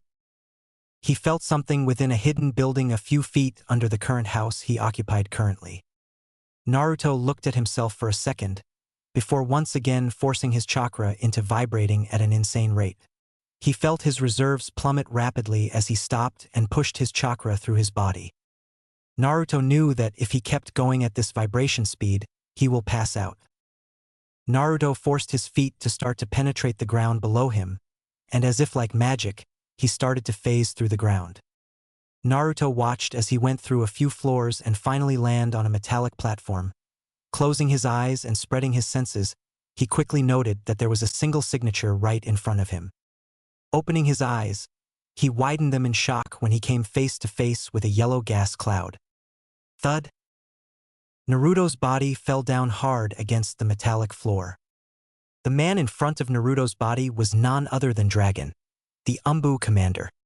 Dragon stared at Naruto's prone body for a few seconds, before clicking his fingers, summoning two Anbu. Nico and Tiger appeared, and saluted. "Sir," said both Anbu as they looked towards their commander. Dragon looked at them for a moment, before staring back at Naruto's prone body. "How did he do?" asked the commander as he looked towards his two Anbu with a tilt of his head. Nico stepped forward. "He did very well, for a likely recruit. He had only set off 2 out of the original 200 silent alarms and only alerted the two Anbu who were knocked out, so overall he did this almost perfectly," replied Nico as she looked towards Naruto's still prone body with some thoughts running through her head. The commander nodded, before walking away. "Bring him to his next test," said Dragon, before walking away towards his office. Nico and Tiger nodded to each other before grabbing Naruto's body and shining to Naruto's next test. Every villager was looking for the sound that was shaking the entire village. All through the morning sounds of explosions were running through the village. At first it had caused a panic, but with a few words from the Hokage, everything had come down. Naruto training field. Naruto was sparring against 300 clones of himself in a no-holds-barred fight. There was jutsu flying everywhere along with kunai, shurikens, and even the odd demon wind shuriken. Naruto himself was limiting himself to his own fists and defensive jutsu. He had been fighting his clones for the better part of 5 hours and had to remake his clones nearly each and every hour as he always defeated them.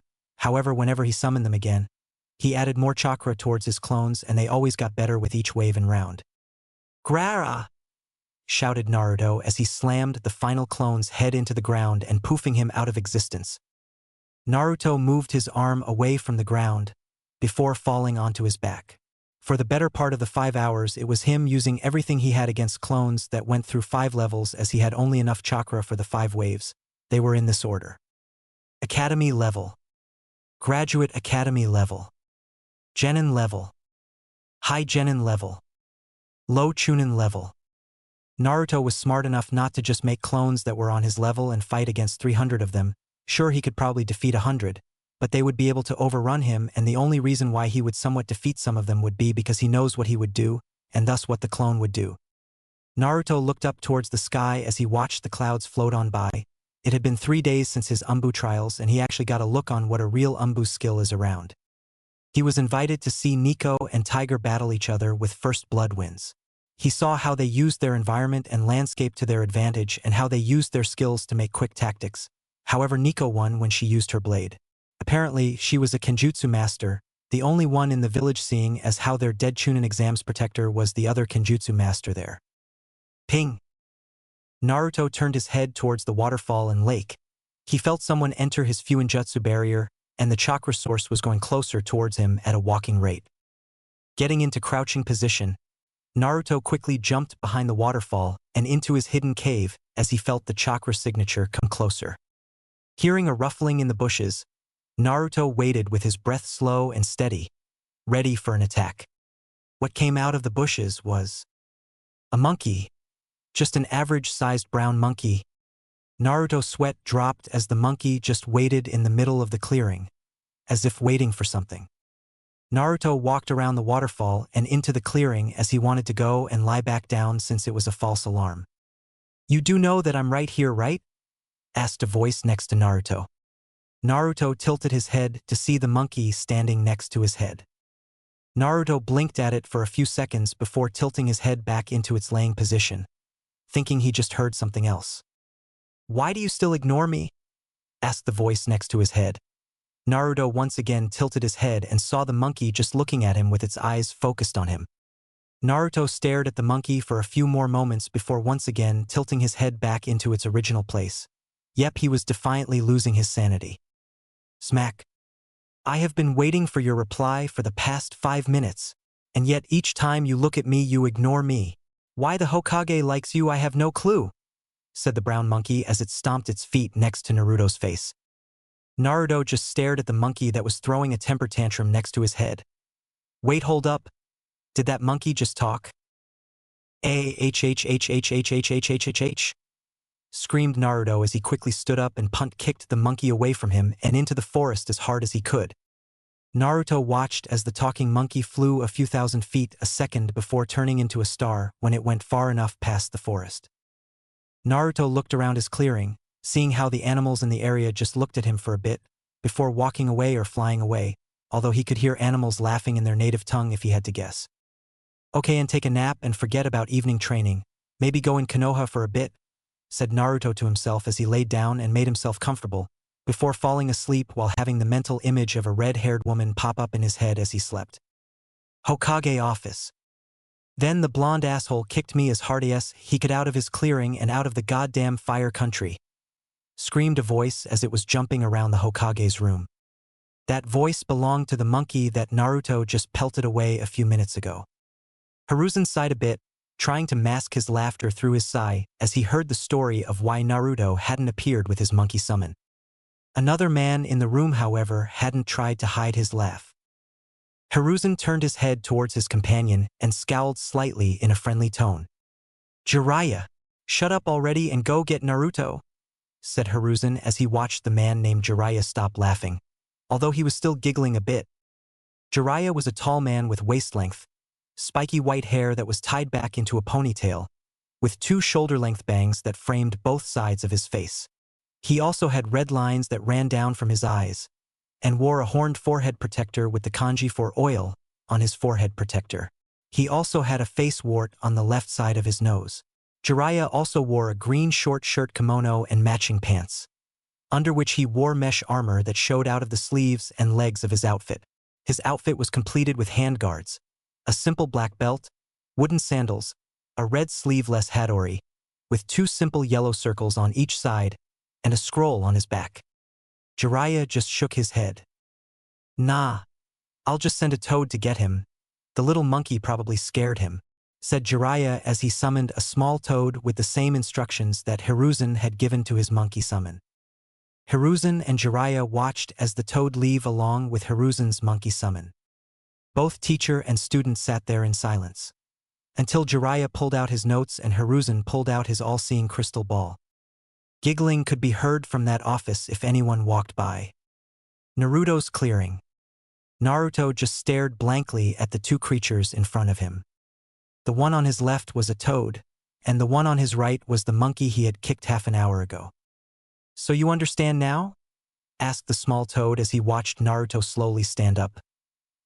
He didn't see Naruto move before both he and the monkey were sent flying. "What the fuck is this shit?" said Naruto as he walked towards the river and sat down and drank some water, feeling movement beside him. He watched as a fox laid down next to him and started to drink some water. Naruto looked the fox in the eye for a few seconds. "You wouldn't be able to talk, would you?" asked Naruto as he stared at the fox with a narrowed eyelid. His response was the fox giving a very big smile at him before darting away. Naruto looked at the spot the fox occupied a few moments ago before standing up and walking out of his clearing. "Yep, nope, not dealing with it. I know for a fact foxes can't grin or smirk that wide. Definitely someone in a henge," thought Naruto as he walked towards Konoha as he needed to talk to people before he started to think that the trees could talk. "We can." Naruto looked towards a tree that for some reason looked like it was somehow grinning at him. Naruto just stared at the tree before moving his chakra rapidly and in a very large frenzy and quickly disappeared in a flash of gold. Throughout the clearing, all the animals could be heard laughing as a small black crow hopped out of the tree that seemed like it spoke. "Ichiraku's. Oh Ramen, how could I have forgotten you? You too, I am an old man Ichiraku," said Naruto as he ate his chicken chili ramen with a fiery passion. I am and Ichiraku just watched as Naruto ate his ramen at an incredible rate, even for him before he disappeared for the Chunin exams and the week after it. I am moved up to Naruto and poked Naruto in the stomach, only to feel rock-hard pecs hidden behind his new dress code. I am blinked before smiling a bit. "Wow Naruto, who knew you had all that muscle on ya? Have you holding out on me?" grinned I am as she looked at Naruto, who had looked at her with a raised eyebrow and a noodle handing out of his mouth. "Why would I try showing my muscles to my older sis? Are you into incest or something?" asked Naruto as he grinned at Ayam, who was sputtering at Naruto's comeback. Ichiraku was laughing loudly as he was creating some ramen for the other customers in the stand, who had also taken to laughing at Ayam. Ayam left with a huff and went into the kitchen with a slight, but friendly glare at Naruto, who in turn just grinned even larger. Everyone in the stand was having a blast. They were just expecting it to be a boring lunch until Naruto appeared in the ramen stand. Then the drama popped up. While Naruto was laughing with the other customers, who had taken the step forward to talk to him, he missed Ayam walking out and starts talking towards a group of kunoichi. "I'm serious. He actually felt like a pure rock," mumbled Ayam as she talked to a few kunoichi who had been curious whether or not Naruto was actually muscly or not. One of the kunoichi decided to go see for herself. She stood up and walked towards Naruto's seat and pushed through some other customers that decided to hang out with Naruto for a bit, as he was making everyone there laugh. Naruto didn't see it coming.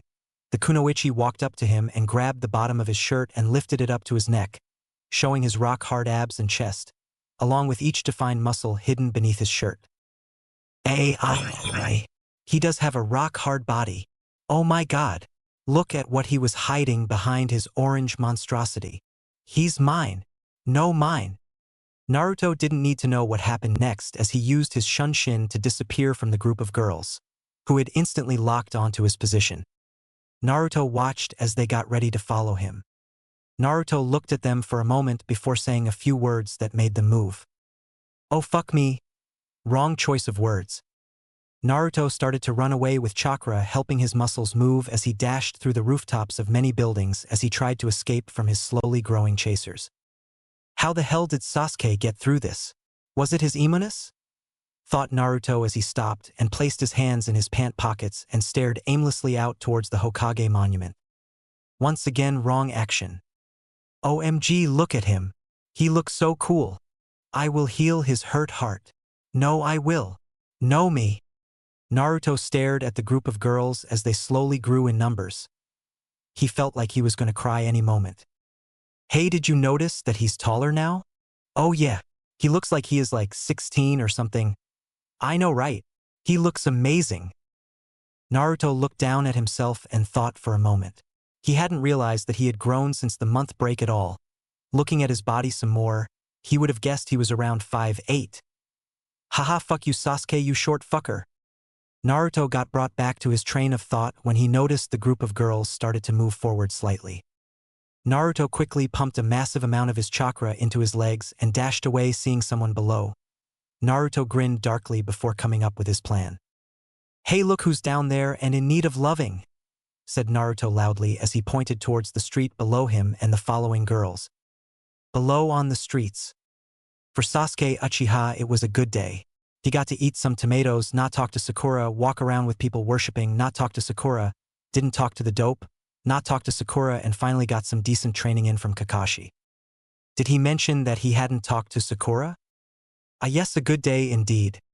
Hey, look who's down there and in need of some loving, screamed a voice above him. Looking up, all the color of Sasuke's face drained away, leaving an Orochimaru kind of pale on Sasuke's skin. All he could see was hordes of kunoichi jumping down from the rooftops all around him. However, through the mass of fangirls, Sasuke was able to see who had staged his demise. His clue was blonde spiky hair. Naruto. With a mighty cry, Sasuke started to run for his life and virginity. Naruto screamed Sasuke as he was sprinting away from that area. However, he then heard something worse than all his fangirls put together. Sasuke Kon! Shouted a pair of blonde and pink-haired girls as they started to chase after Sasuke along with his other fangirls. Rooftop. Naruto moved a hand to cover his heart as he looked towards the direction of Sasuke and his fangirls. Sasuke Uchiha was a man who had saved my life today. About time the asshole paid me back for half the shit I did for him, said Naruto as he went towards the Hokage tower to see his Gigi. Hokage room. Naruto stood in front of his Gigi as he watched the two now known summons growl at him from the corner of the room, while the white-haired man named Jiraiya stood on the opposite wall, hiding his giggles from the summons. Hiruzen looked at Naruto with a smile. After the summon's second failure to retrieve Naruto, he had sent a Kage-Bushin towards Naruto's home away from home and brought him up to speed on what summons were and how the summoning jutsu worked, although he was sure that he'd forgotten something when explaining summoning to Naruto. Naruto looked towards the two summons and gave a peace hand sign, before turning back to his Gigi who had needed him for an important message, although if it was that important, wouldn't he summon his Anbu form? Hiruzen looked towards Naruto for a moment or two, before grinning a bit more. He knew how Naruto was going to act after this. Hiruzen then placed his Hokage face on and spoke in a tone that sounded godly and out of this world. Naruto Uzumaki, you are to travel with Jiraiya the Toad Sage to find the next successor to the Hokage seat. The person is known as Tsunade Senju. You are to find her and bring her back to the village, said Hiruzen as he stared at Naruto, only to see that he raised his eyebrow at him. So, you want a drunk and a horrible gambler to become Hokage? Are you trying to make our economy shit? Asked Naruto, only to watch as Hiruzen widened his eyes. How could he forget Tsunade's tendencies? Hiruzen coughed in his hand, trying to hide his sigh at realizing that Tsunade would be a bad choice to be Hokage. Without the proper training, thought Hiruzen as he thought of a new plan. Okay Naruto, new plan. You and Jiraiya are to bring her back to be trained into being Hokage, said Hiruzen, as he watched both Naruto and Jiraiya nod their heads in understanding. Jiraiya looked at Naruto with the corner of his eye. Meet at the north gates in 2 hours, said Jiraiya as he jumped out of the window towards the bathhouses. Naruto looked at where Jiraiya stood and shrugged. He wanted to try the summoning technique his Gigi taught him. Looking towards his Gigi, Naruto gave the peace sign before shining away. Hiruzen sighed a bit before smiling and looked up towards the ceiling. Naruto, you will do amazing things. Konoha North Gate, 2 hours later. Naruto sat on a tree as he swung his leg backwards and forwards as he waited for Jiraiya to appear. Naruto thought back onto how he got his summon. It was interesting to say, and he would have to ask his Gigi about why he forgot to mention that he needed to have a blood contract with the desired animal they wanted, or they will end up meeting the animal most connected animal to themselves. His experience was interesting to say the least. Aha! Naruto looked up as he watched a flying star collide with the hard concrete. Naruto watched as the flying star was really his new traveling companion. Walking up towards Jiraiya, Naruto picked up a stick and started to poke him with it. This lasted for a few minutes before Naruto eventually got annoyed enough and decided to wake him up with a lightning zap. Placing his hands on Jiraiya's chest, he started to vibrate his chakra while also changing it into lighting nature chakra. ZAA PPPPPPPPPPPPPPPP. Aha, motherfucker of the great sage. What the fuck did that to me?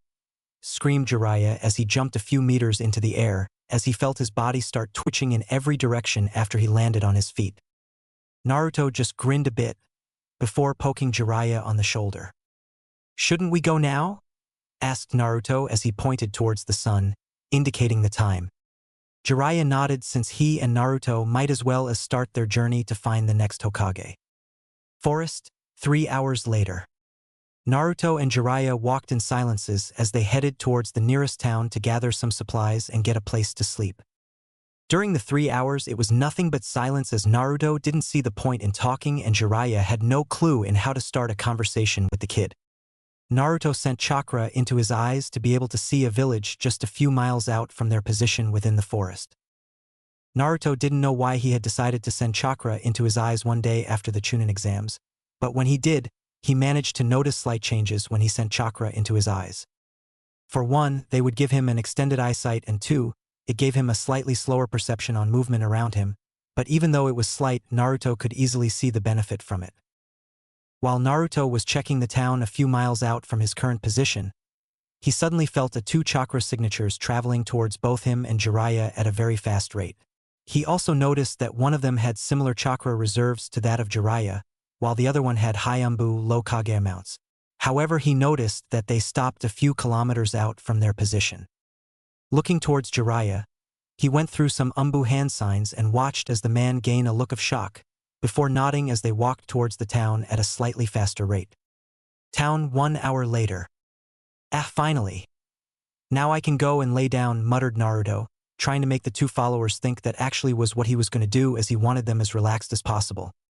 Looking towards Jiraiya, or well where he was, he noticed that he had left with a trail of dust floating where he once was, although there was a note. Hey Naruto, I'm gonna scout the area out, go pick a room. Oh baby, that's a nice ass you got there. And those tits. Whoops, I thought I was holding my notebook. Go get a room for us, okay? Naruto looked at the note for a second before chucking it into a bin as he walked towards a hotel. Jiraiya had forgotten to give him any money. Susu, he was going to pamper himself, even if it's just for a few minutes, as he felt the two signatures follow him and not Jiraiya. Walking up to the counter, Naruto flashed a smile and pulled out 160 yen out of his pocket. The woman in front of the counter was blushing slightly as she took in his features. Hi WWH, what's an I do for you? Asked the counter girl as she was stuttering as Naruto walked towards her. Hi, I'm Naruto Uzumaki and I was wondering if I could rent a room out for a day or two, said Naruto as he handed her the money required to rent a room out. The woman nodded with a slight blush still marrying her face as she walked towards the back aiming to get a room key for Naruto. While Naruto was waiting, he noticed that the two chakra signatures were stationary outside of the wall and were handing by using chakra to hold them onto the wall. Holding out his hand to get the key, Naruto sent the girl behind the counter a quick wink and left. The woman had a large blush on her face as he left as she couldn't help but squeal in joy that someone like him had done that. It was the best shift ever. As Naruto was walking towards his room, he looked down towards the key number and looked up. Spotting his room, he went towards his door. However, just before he got to his door, he tripped. While Naruto was falling, he quickly used his door as a support frame to hold him up. Naruto gave a quick sigh that no one was watching and quickly went into the room, ignoring a slight snickering he thought he heard down the hall.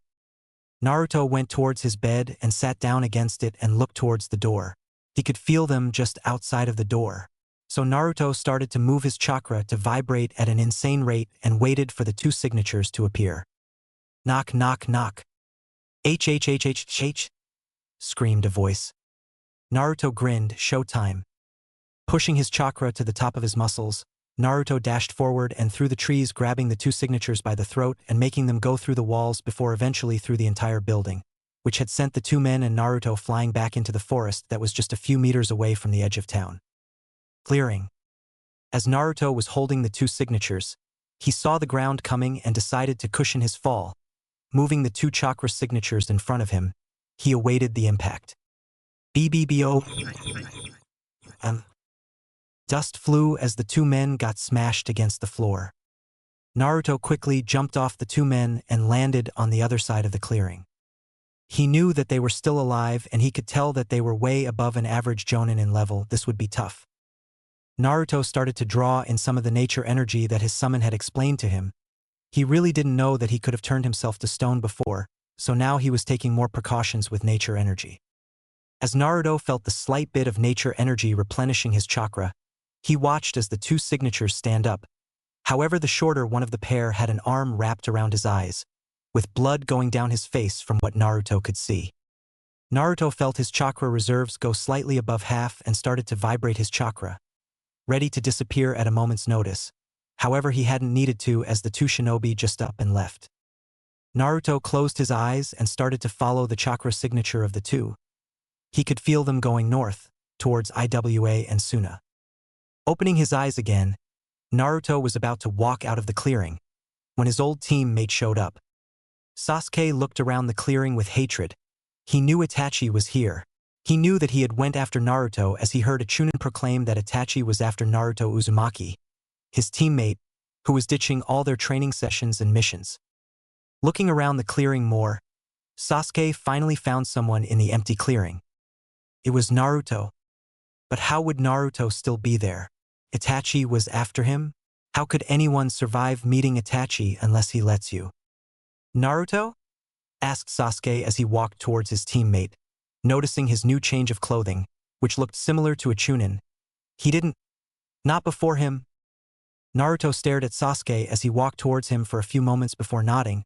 He had no idea why Sasuke had come to him, although that would explain the smaller chakra signature that was at the edge of his chakra sensor range while walking/moving. Naruto waved at Sasuke as Sasuke walked closer to him.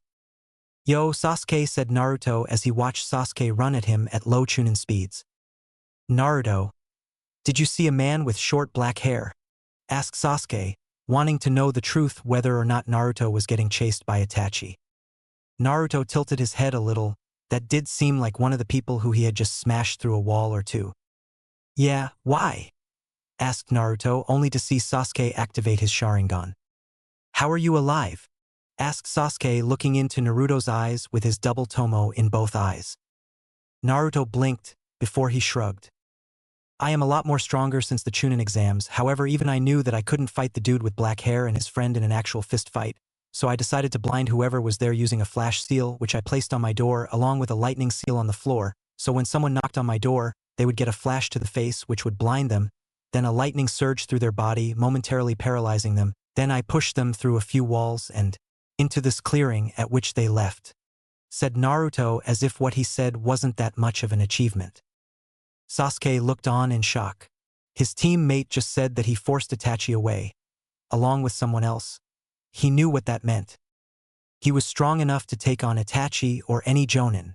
If Naruto Uzumaki, the dead last, could force Itachi to flee, then he would be able to kill his brother. Which way did he go, Naruto? Said Sasuke as he grabbed Naruto's jacket, only to have Naruto grab his wrist.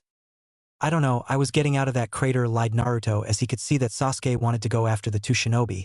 However, he knew that Sasuke had no chance at defeating Itachi and the other guy as he only won with quick thinking and by disabling them via flash seal and lightning seal. Sasuke kissed his teeth. Of course, a loser like Naruto wouldn't be able to find them, and only an elite Uchiha like him could if he was fighting. Sasuke turned his back and began walking towards Konoha. See you later, Dobe, said Sasuke as he walked past the edge of the clearing and into the forest. Naruto just stared at the direction Sasuke had went and simply went back to his room. Hopefully his mass changer seal activated and fixed all the walls, he could use some sleep.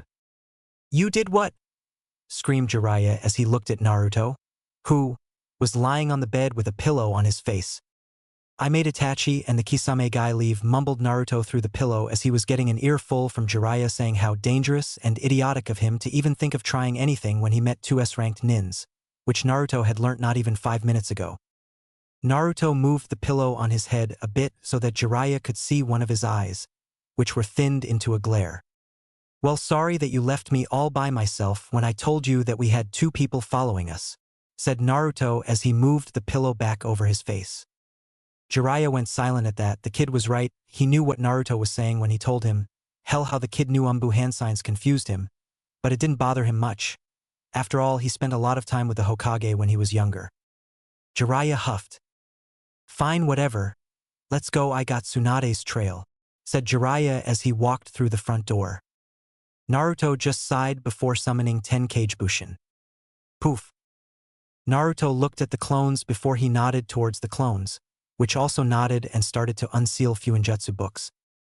"Remember, we need to finish volumes 6, 7, 8, 9, and 10 in the 2 days that I rented this room, okay? And remember, do not pop until you memorized everything on the book in 2 days and only pop one at a time. I don't need to randomly get a headache," said the original Naruto as he followed after Jiraiya. Forest. Naruto and Jiraiya were once again walking through the forest at a decent pace. It had been a few hours since they left their original town, and now it was beginning to darken.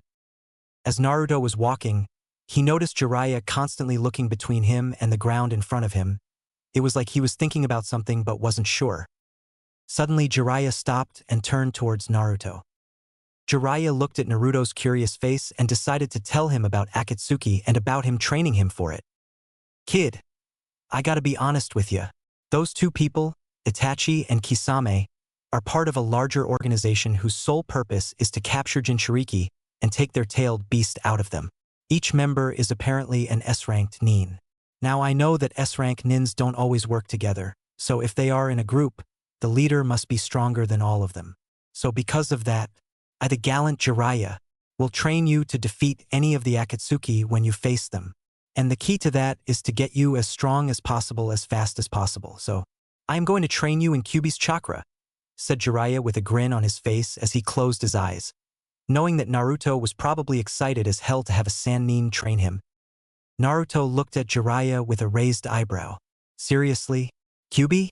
He wants him to beat a group of people who are looking for Jinchurikis and he wants him to use Kyuubi's Chakra? Okay, seriously, if the group was going after the other 8 Jinchurikis, wouldn't they have something that stops the other Jinchurikis from accessing their tailed beast? And about his training, seriously? He got taught by 3 Hokage. Sure, it was only for like 20 or so days, but still. In those 20 days he managed to get from a low-level Genin to a mid-level Chunin. Then he had 10 more days to get his abilities up with limited resources, but that was fixed with Fuinjutsu. Kami bless Fuinjutsu, the most overpowered jutsu type." Deciding to go along with it, Naruto just shrugged, until Jiraiya added on to what he said. "Also, in a few months' time, I am planning to take you on a training trip to master as much as Kyuubi's Chakra as possible. Also, Sensei agreed that I could take you and that you should be able to handle your extra activities." I didn't get what he meant, but he did mention about you being a fox. Guess he meant that because of Kyuubi, said Jiraiya as he knew that Naruto would explode in joy at hearing he will be taught by a Sanin for 3 straight years.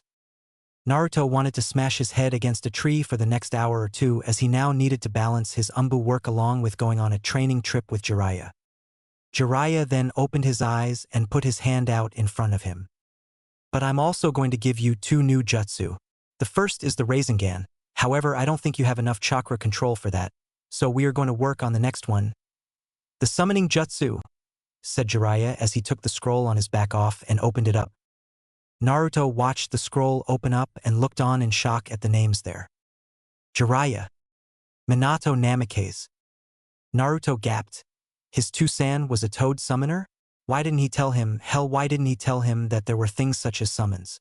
But looking back on it, if he did somehow sign the toad summoning scroll, he would have never met his actual summon. Jiraiya watched as Naruto looked at the scroll for a moment before shaking his head, which confused him.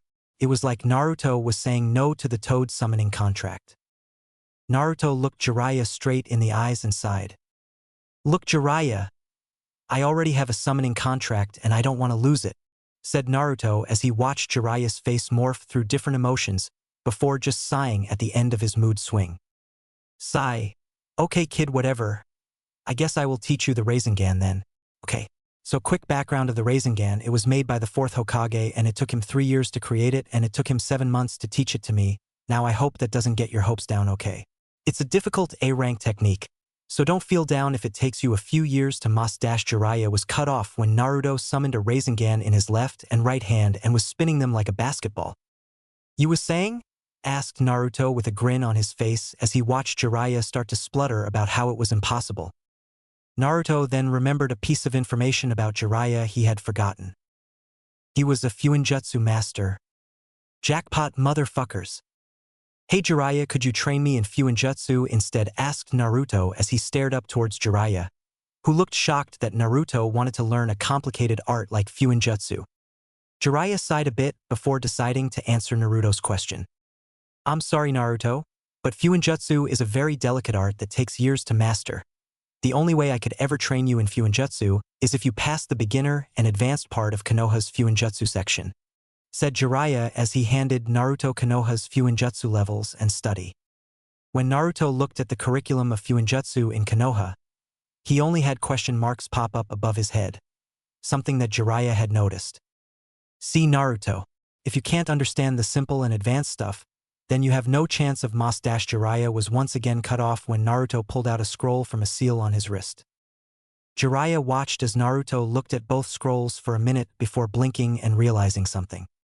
Jiraiya, in my Fuinjutsu study curriculum, the beginner and advanced and master level of Konoha is on the beginner stage of my scroll," said Naruto as Jiraiya looked at Naruto's Fuinjutsu scroll.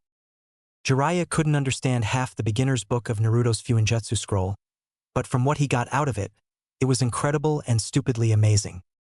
Naruto's scroll had everything. It even had highly advanced theory subjects within it like space, time, and dimension seals. If Naruto was halfway through the beginner part, then he would be considered a Fuinjutsu master in Konoha. "Naruto, I'm not going to lie.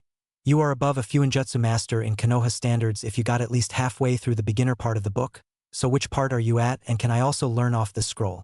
asked Jiraiya, expecting Naruto's answer to be just a beginner. "I'm 3/4 of the way through the advanced sections and sure you can borrow parts of the scroll," said Naruto as he then sealed his Fuinjutsu studies back into the seal on his wrists. Jiraiya just looked at Naruto shocked for a bit, before just nodding and deciding to forget about this event. "Okay, whatever. I'm going to go get some firewood. You set up a perimeter around the area, okay Naruto?" asked Jiraiya as he watched Naruto nod in acceptance. "Sure Jiraiya," said Naruto as he summoned a 500 Kagebushins when Jiraiya left. "Okay, you know what to do. 100 set up the perimeter and the other 400 split yourselves between tree climbing and water walking if you find a lake. If you can't find a lake, make one, got it?" asked Naruto as he watched his clones agree and leave. Naruto laid against a tree and sighed. He now could finally rest. "Not quite yet Naruto," said a feminine voice from behind the tree he was resting. Shooting up, Naruto looked for the source of the voice but could not find anything. "Great Naruto, you're so tired you're imagining things," thought Naruto as he was preparing to lay against the tree and fall asleep. However, he felt something grab his jacket. Suddenly, Naruto was flying through the forest and somehow managed to avoid all the trees he was flying at. Landing on flat ground, Naruto kept traveling until he forced himself to stop by sending chakra into his fingertips and slowed himself to a stop. When Naruto looked behind him, he opened his eyes in shock. Behind him was a waterfall, a very massive waterfall. If Naruto hadn't stopped when he did, Naruto shook his head and stood back up and looked around trying to find what had sent him flying. Naruto didn't see the knee that was behind him. Crack. "H," screamed Naruto as he felt his spine snap. Falling forward, Naruto was ready to smash his face into the ground. However, that didn't happen. Instead, he was kicked in the ribs and smashed into a tree with enough force to make him stuck in it and not go through it. Naruto could only feel pain at the current moment. His snapped spine and broken ribs were sending a lot of pain through his system as he couldn't pass out for some reason, although he could feel Kyuubi's chakra start to heal him. But before he could help Kyuubi's chakra speed up with his own, he was sent flying towards the edge of the clearing and could be seen almost next to the edge of the waterfall. Naruto was looking through his squinty eyes to see who was attacking him. He saw someone there in front of him, definitely a female, however his train of thought was cut off when the blur suddenly grabbed him by the neck and lifted him up. Crack. H, screamed Naruto as he felt his other ribs break from a punch that the female blur hit. I thought that you would be better, Naruto Uzumaki, muttered the female blur, before she threw Naruto against the floor. Naruto couldn't even scream. It hurt too much, and he still couldn't pass out. He then felt the female blur pick him back up by the scruff of his neck. Naruto's eyes slowly started to see the woman that was destroying him better when she brought him up to her face. The woman holding him was not that much older than him, 16 if he had to guess. She had pure white hair that went past what Naruto could see, so it would be around her shoulder blades or back. Her eye color was pure red with a slit for pupils. Her face looked like it was sculpted from kami and she had pointy fangs. He thought that she was a vampire as a joke. However, when she introduced herself, he was a lot more scared. Naruto Uzumaki, you disappointed me. Here I was expecting the one person who didn't die from summoning me during the Chunin exams would put up a little fight. However, instead I get someone weak and pathetic. I don't know how your will surpass my own, stopping me from absorbing you. But I will now have your soul and my essence back, said the woman as she started to wrap her hands around Naruto's neck and started to choke him to death. Naruto tried to move his hands up to try and move her hands away from his neck, but it was useless. He couldn't get his hands up to stop her. Naruto was struggling to breath. Well, when he could get a chance to breath, he could see the black spots appearing in his vision as he was starting to die. He could also feel his energy slipping away from him. He couldn't do anything against this woman. She defeated him. No, she destroyed him. We believe in you, Naruto. Bring peace to the world in our stead. Naruto watched as his vision turned dark. As he listened to the words his family said to him. Just a little more, mumbled the woman as she squished the neck in her hands. No! The woman looked at the person she was strangling strangely. She knew that he was still alive, for the moment, but didn't know how he was talking as she crushed his windpipe and was still choking him. I will not. Okay, now the woman was seriously wondering how he was still talking without any part of his throat intact. Give up! Screamed Naruto as he brought one of his hands up to hold the woman's neck, and he quickly sent his other hand sailing towards her throat. Squelch. Naruto had embedded his hand with wind chakra as he went for the woman's throat, and because of the wind chakra, his hand went through her throat and decapitated her. Naruto stumbled backwards as he was free from the woman's grip. He didn't know what had happened. All he felt was a type of energy surging through his body before bonding with it. When it had, he felt something change in him. His chakra felt more potent and controlled. His body felt amazing, like it was 3 times as stronger and faster than before. But another thing he felt was a different energy being produced within his body. Naruto looked towards where he just killed the white-haired woman and widened his eyes. There stood the woman as if she hadn't gotten her throat cut clean from one side to the other.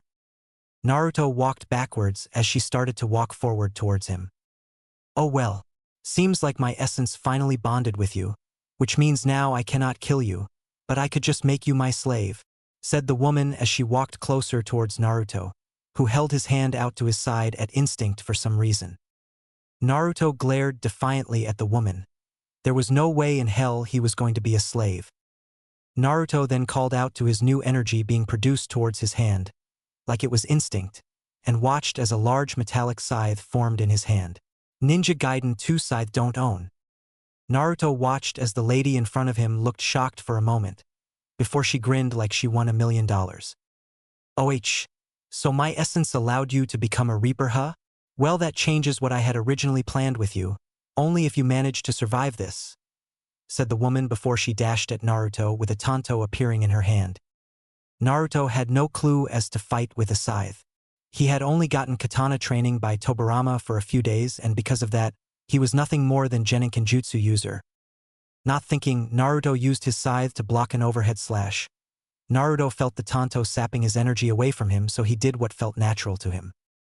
He lifted his right hand up, which brought the scythe into a slope and made the woman go unbalanced. Quickly, Naruto spun around as he cleaved the woman in two from the hips. Jumping back, he watched as the woman reformed herself once again. Naruto simply blinked at the woman as she smirked slightly and disappeared. What happened next Naruto didn't know. All he knew was that he woke up back in his clearing where he and Jiraiya were camping. Jiraiya stood up and looked at Naruto for a bit before grinning. "Well, Naruto, we had a good sleep last night, so let's get moving. The next town has a few gambling dens, so Tsunade might be there," said Jiraiya as he started to walk, soon accompanied by Naruto, who had been thinking about a white-haired woman with devil-like eyes for the past few minutes. Town. Jiraiya sighed.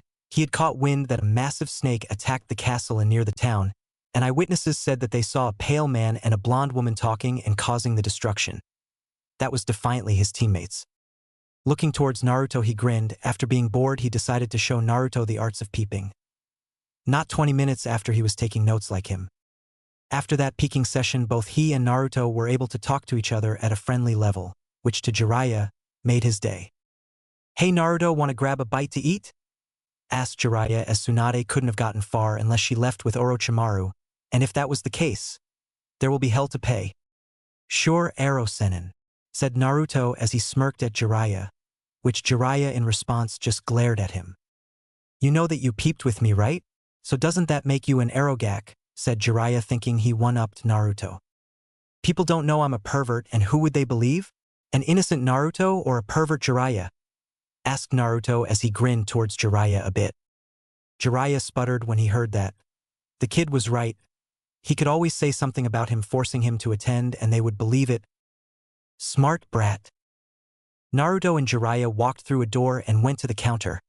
While Naruto was ordering, he and Jiraiya heard a woman complain, which drew Jiraiya's attention instantly. And guess who he saw? Tsunade herself, sighting in all her glory with her assistant Shizune. Jiraiya nudged Naruto and saw that he looked towards Tsunade and whistled a bit. Jiraiya and Naruto stood up and walked towards Tsunade and her apprentice. "Yo, Tsunade!" shouted Jiraiya as he walked towards Tsunade's booth. While Naruto was walking towards Tsunade's booth, he felt an urge to turn his head to the left, and when he did, he saw her sitting there. The woman that almost killed him. She just sat there grinning at him. He could now see that she wore a white kimono with prayer beads wrapped around her right wrist. She also seemed to be wooden sandals. Naruto looked towards Jiraiya for a moment and, noticing that he was busy, turned his attention back to the woman, only to see a note on the table. Walking up to the table, Naruto picked it up and started to read it. "Naruto Uzumaki, you are different from the rest. I have never met someone who had somehow turned my essence into their own.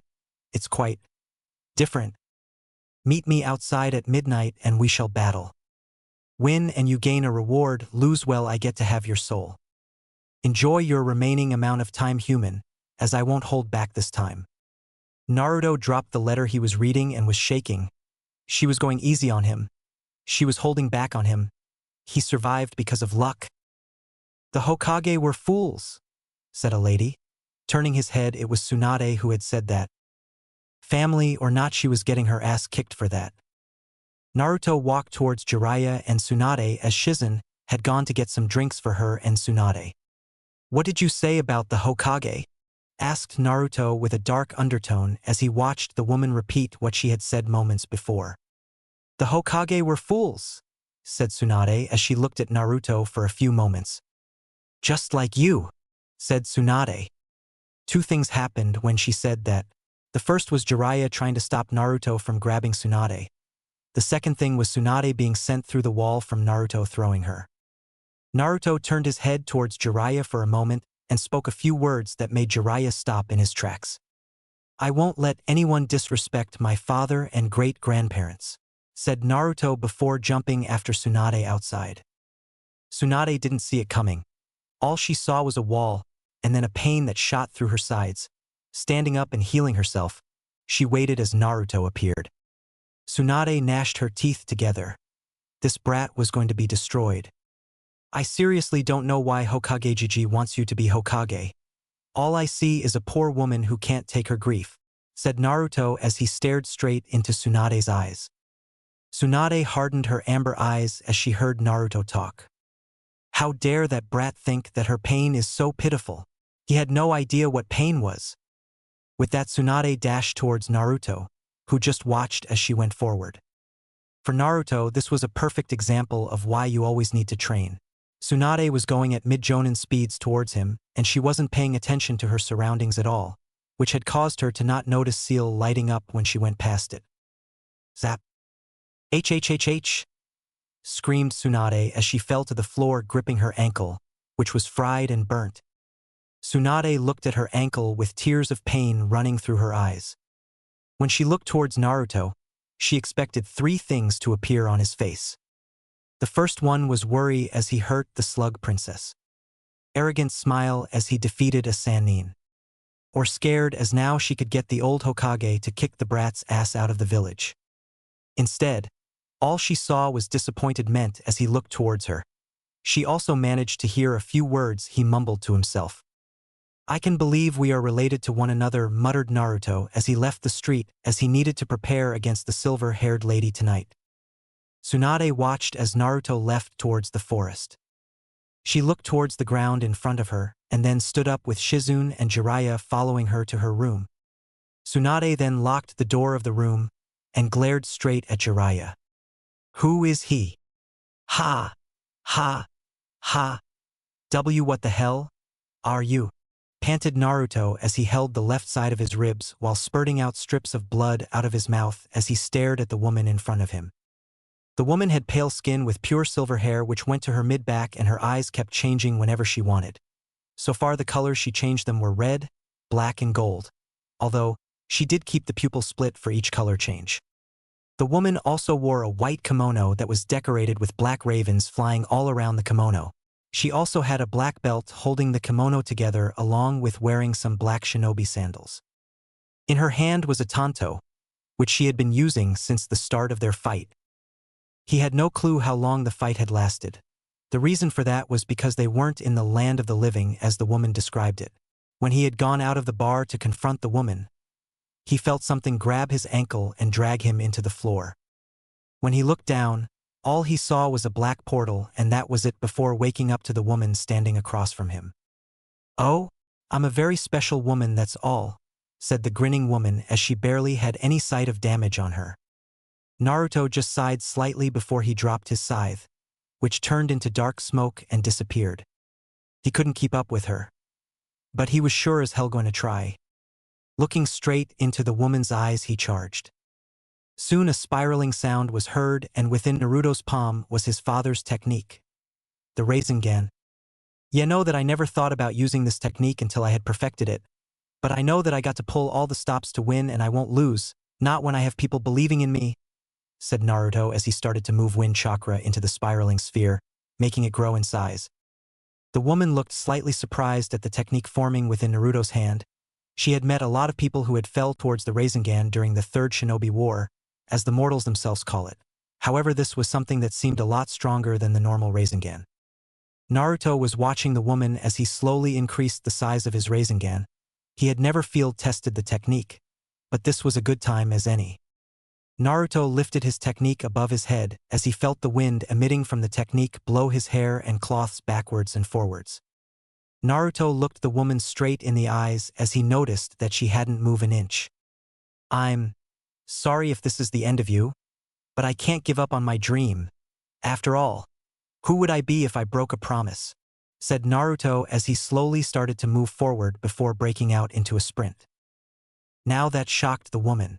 Here came Naruto coming closer and faster every step, and he was apologizing if he does kill her. Oh, he is defiantly interesting, however she wasn't expecting the next thing Naruto did. Wind release. Rasen Shuriken.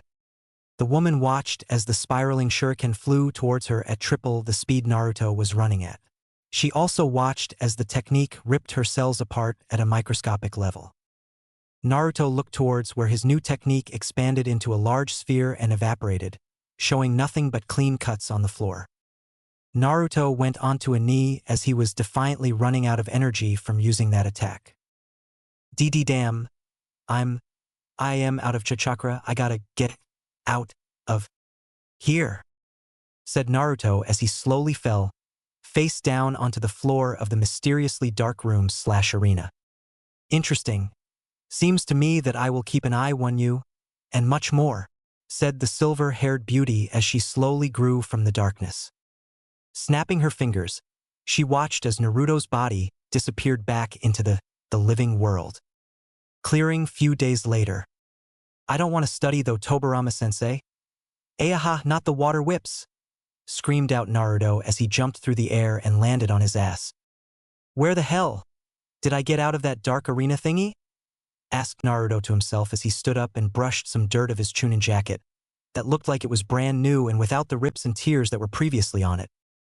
Naruto closed his eyes for a few moments as he stretched out his senses before gasping in shock. However, that gasp was forgotten for running towards his companion Jiraiya and his teammate Tsunade. He could also feel Shizen the area there. Castle clearing. Jiraiya looked at how the situation worked out. First he and Tsunade went to have a drink yesterday and then he woke up drugged and had no clue what was going on. Then Shizen rushes in and tells him that Orochimaru was planning to revive Dan and Nawaki in exchange for Tsunade to heal him. When he went to look for Naruto, he couldn't find a single hair of him in the whole town, and seeing as he had to stop Orochimaru, he had to hope that the kid would find him later on. When turned up to find Orochimaru and Tsunade, he was shocked that he turned up to find Orochimaru's arms were still in their purple form and Kabuto and Orochimaru battling Tsunade. Jiraiya watched as he saw Tsunade throw blow after blow towards Orochimaru and Kabuto. However, it was easily noticeable that Tsunade couldn't keep up with both of them. Getting his chakra to purge his system slightly, Jiraiya jumped into the fray along with Shizen. Forest. Naruto was walking with his hand supporting his waist as he used his left hand to help him stand and move past the trees within the forest. Suddenly Naruto felt multiple masses of chakra suddenly appear. Shit! If I could feel them at this range. They must hold enough chakra to equal or surpass my own, thought Naruto as he grabbed his stomach where his ribs were hurting and dashed towards the chakra signatures he felt appear. Castle clearing. When Naruto arrived, he came upon the site of Orochimaru and was that Kabut Zero, battling Jiraiya and Tsunade on their summons. He saw Shizen hidden behind Jiraiya and was healing him while battling. However, Naruto noticed one thing during the Battle of Sanins, and that was the fact that Orochimaru's summon was a massive snake that was beating both the Toad Boss and the Slug Boss if he had to guess. Naruto looked down towards his hand and sighed. This fight was going to have him drained to a point of KO. Looking up towards Jiraiya's direction, Naruto jumped towards Jiraiya's position and started to plummet to the ground. Summoning Jutsu. Thof. Kya. Screamed a raven as it flew with Naruto on its back. Jiraiya looked like he was seeing a mixed bath that only let supermodels and Sanin in. Tsunade had a look of shock as the raven summon landed on the ground and Orochimaru. He started to turn slightly more pale. Kabuto, however, had seen Naruto in action. He missed Naruto versus Kage and wasn't worried. The raven looked around the clearing and saw 3 other summoning animals all prepared for battle. Looking up towards her summoner, she spoke in a soft tone. Why have you summoned me, Naruto-kun? Shouldn't you have summoned Ti-? The raven was cut off by Naruto placing a finger to his mouth. I couldn't summon anyone else, although Hawk would be good. He's not as agile and fast as you are, adding into the fact that you can use shadow release along with being able to take souls. The raven nodded its large head as she now understands his reasonings. Very well. Who is our enemy? Asked the large raven as she spread her wings preparing to take flight. The snake, replied Naruto sharply, as he started to empower the raven by making a chakra shield that held snugly against the raven. Orochimaru was panicking. Sure, he could take on Jiraiya and Tsunade along with Shizen, but Naruto with a summon? It would have been difficult, and that was if the blonde brat was still a weakling. Kabuto, muttered Orochimaru, as he watched Tsunade and Jiraiya started to look towards him. Reverse summoning jutsu. Now, muttered Orochimaru only to get a earth-shattering punch to his spine, followed by a side kick to the ribs and into Kabuto. Thof. Orochimaru and Kabuto looked towards the poof and widened their eyes. There stood Naruto's raven with Manda's eye dangling from her beak as she looked towards them and ate it. Orochimaru looked at Kabuto frantically. This was not the time to fight. Now Orochimaru was cut off when a knee smashed him in the face. You know that I won't let you leave alive, right? Databeo asked Naruto as he was standing in front of Orochimaru's prone body. Clap, clap, and clap. Kabuto was walking towards Naruto and Orochimaru. His bruise from getting smashed into by Orochimaru healing before Naruto's eyes. Kabuto's healing rate was nothing. Databeo. Naruto tilted his head as he looked at Orochimaru and Kabuto for a moment, before a light bulb appeared over his head, which had slightly scared Kabuto as it just appeared. Oh, I see. So you're Orochimaru's buddy? Asked Naruto with a curious face, although that soon went away when Kabuto glared at him. Naruto shot Kabuto a shit-eating grin. So I guess that's a yes. Naruto watched as Kabuto glared at him and sent some killing intent at him for a few moments. At least I'm not a dead last, said Kabuto as he moved ever so slightly towards Orochimaru while preparing to use an escape technique. Naruto raised his eyebrow. It was only because of his Kage training that he knew that rank meant nothing. After all, if Hashirama could beat his dad at the age of 15 in a full-scale fight without his Mokuton, there were no limits if you improve yourself with all you got. However, Naruto grimaced a moment before he fell to his knee holding his rib, which he just felt crack from the amount of chakra he surged a few minutes ago. Kabuto saw this as his chance. He quickly dashed over to Orochimaru and disappeared. At that moment Jiraiya and Tsunade had appeared, along with Shizune and a pig. Jiraiya went to Naruto's side as he saw that Naruto was cradling his ribs. Kid, you okay? Did Orochimaru injure you? Asked Jiraiya, only to get a shake of the head. No. I got it from an injury in training a couple of hours ago. Grimaced Naruto as his ribs were healing at a slow rate as his chakra was pretty low. Poof.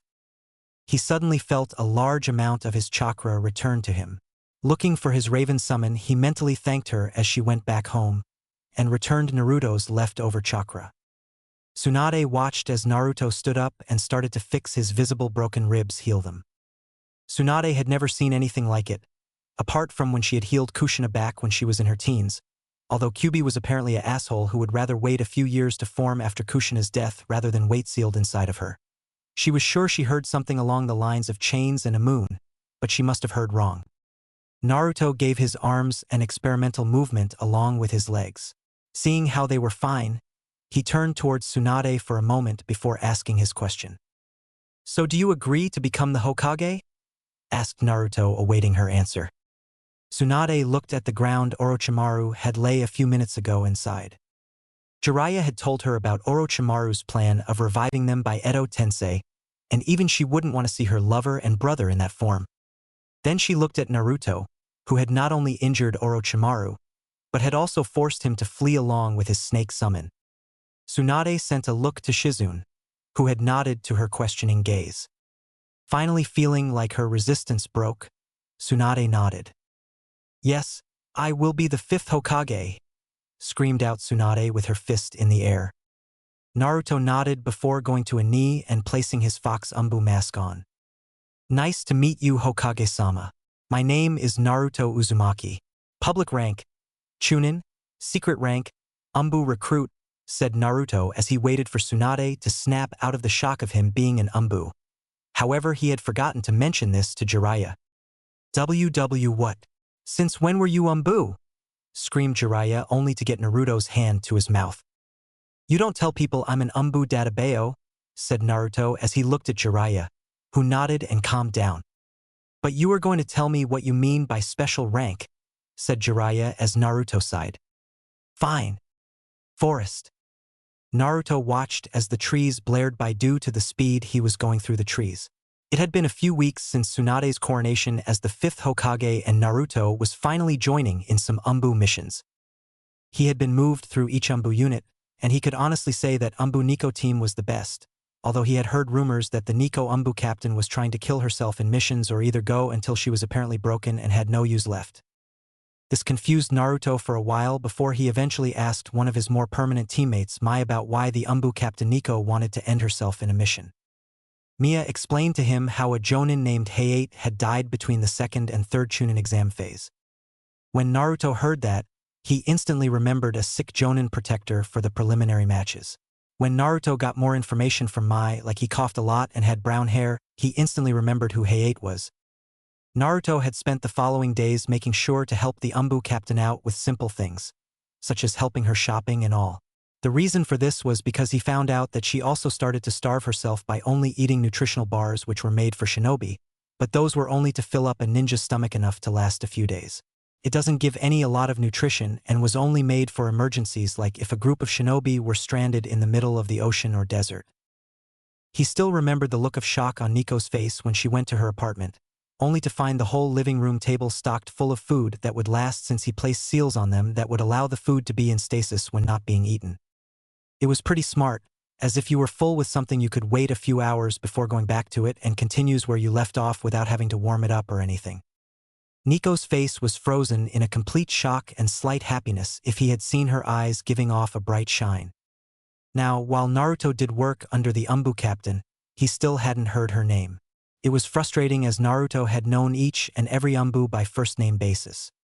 Naruto soon collected his thoughts as he looked towards the left a slight bit and watched as his team were being hunted by 3 Kumo storms, which were their version of Anbu. Naruto then looked towards his left. My Anbu weasel had blood flowing out of her arm at an insane rate, and it needed to be healed ASAP. Turning his head to Tiger, he saw that the man had both his arms broken due to the initial ambush. How he was able to keep on running at the amount of pain he probably felt. He didn't want to know. Then Naruto looked straight ahead at Anbu Nico. She had the most injuries and yet they didn't seem to affect her. She had a massive slash mark going from her left shoulder to her right hip. It was lucky her spine hadn't been caught in that cut or she would be paralyzed. She had her right elbow shattered and her left shoulder dislocated. Naruto then looked at himself. During the ambush he had swarmed the place with Kagebushin and managed to kill an Anbu group due to the shock of 200 clones swarming them. But Naruto had sustained damage as he protected Anbu Nico from a stab, although the wound was already healed along with his used-to-be fractured jaw. Naruto looked back towards the group of shinobi chasing after them. He knew that they would probably hunt his team down even when they got to Fire Nation border. So Naruto did what Narutos do. He attempted to sacrifice himself. Landing on the next tree branch and swirling himself towards the storm ninja, Naruto started to vibrate his chakra. He could feel the bring blue energy flow through him. He could feel his blood and organs syncing with his chakra. Then he brought it to his muscles and disappeared. Anbu Nico had looked back to check on Anbu Fox, aka Naruto Uzumaki, to make sure he hadn't been left behind as they were running at intense speed. When she looked back though, she instantly stopped on the next branch and turned her body only to watch as Naruto disappeared. This brought pure shock as she and the other 2 Anbu watched as Naruto disappeared, like a flash. The storm shinobi didn't know what hit them, because they didn't know what happened after a nanosecond of Naruto disappearing. Snap, snap, snap, snap, snap, snap, snap, snap, snap, snap, snap, snap. Team Nico watched in shock as all the storm Anbu simply died. In less than a second. They then caught sight of Naruto gasping for breath with blood flowing through his mouth. He looked up towards them and slowly brought his hands up into a thumb-up position before passing out. Nico stood frozen at what Naruto did, but soon got out of her funk when she saw that neither of her team was moving. Jumping towards Naruto's branch, she attempted to pick him up, only to feel her arm once the adrenaline left her system. Biting her lip beneath her mask, Anbu Nico crouched down to try and grab Naruto's body. However, Naruto decided to pop back to life, while also spitting his blood forward and indirectly getting Nico's arms covered with blood along with a part of her mask. However then, at that moment, she felt something in her arms change. Looking towards her arms, Nico watched as her shattered elbow visibly healed before her very eyes. Looking towards Naruto, who also had a very big shock from what his blood had just done. Nico honestly thought that Naruto knew and that's why he spat at her, although the look he had given her suggested otherwise. Naruto was in a state of shock. His blood could heal people. Seriously, he could heal people with a bit of blood? That was amazing. Now, while he was training his chakra control so that he could learn Hashirama's medical techniques, he could heal his team with his own blood. It was probably because of his Mokuton that purified his system that allows it to work. Praise the log. Naruto then slowly moved his hand up towards Nico's dislocated shoulder, and pushed it back into place as his blood slowly worked its magic. Naruto then slowly felt his own organs within his body calm down since he was still feeling the after effects of his speed technique. He really should name it sooner or later. Naruto looked at Anbu Nico's eyes beneath the mask and smiled slightly before passing out against the tree. Nico couldn't believe it. Naruto's blood could heal injuries at near minutes. He could probably be better than Hokage-sama if he just used his blood for any injury. Then Naruto mumbled something as both Tiger and Weasel appeared. Run! Sonic booms. In a few minutes. Went too fast. Mumbled Naruto as if he was telling them through sheer need. Nico quickly wiped the blood off of Naruto's face and threw it at both Tiger and Weasel and quickly smeared some blood on her back. Nico felt how the blood began to make her skin stitch back together with a more durable layer of skin. She then looked at her two teammates, who also had their injuries healed and were gaping at their now healed limbs. We have to get out of her. You heard Naruto, a sonic boom, although I don't know what that is. I know it's bad. Let's move. Konoha is at least a few hours travel at our usual rate, said Nico as she grabbed Naruto and put him into a piggyback position and quickly grabbed his fox mask that had fallen off when he laid against the tree after his speed technique. Both Tiger and Weasel nodded before dashing off with Nico in the lead away from the battle site. A few miles later, the Anbu team all of a sudden heard a massive boom in the direction of their encounter with Storm Shinobi. When Nico turned to take a look, all she saw was the air itself exploding and pushing the entire forest in that area away in a perfect circle, although the direction they had went hadn't been affected for some reason. Naruto had instantly snapped his eyes open when he heard the boom, and quickly searched for his teammates, although he didn't have to look far as they were right in front of them. He then looked down to where he was and felt Anbu Nico holding him piggyback position, and he realized where his hands were. Was that why he was dreaming of fluffy pillows and him squeezing them? Naruto then looked back towards his sonic boom as he had taken to call it and cheered, which had alerted everyone he was now awake, while also causing Anbu Nico tick marks above her head as Naruto was still fondling her breasts. Not that she will tell him to stop, until the other two notices. Now that was a sonic boom baby, said Naruto as he kept his eyes on the forest that knew had a large circular hole in it. Mai and Tiger had looked on and had to admit that was pretty cool even by their Anbu standards. Even Nico had nodded about it being cool. However, that soon ended as Nico started to take the lead with Naruto still on her back and the other two following on their trip back to Konoha. Konoha. It had been 3 hours of constant running for the Anbu squad. Naruto had been able to run after the hour mark and had carried Nico as she had begun to tire due to carrying Naruto. It was quite embarrassing for Nico as she had been picked up and carried by the 13-year-old, even though he looked to be 16 due to his extreme height of 6 feet 2 inches, which he somehow gained during the Chunin exam's month break. Nico looked up towards the large gates of Konoha and released a sigh. Her team had been set up for a false mission and now they had to report it and blacklist the client that had requested them. Nico could only imagine the paperwork to come, before Naruto, with his fox mask on, grabbed her shoulder and gave a slight squeeze. Hey, don't worry about the paperwork.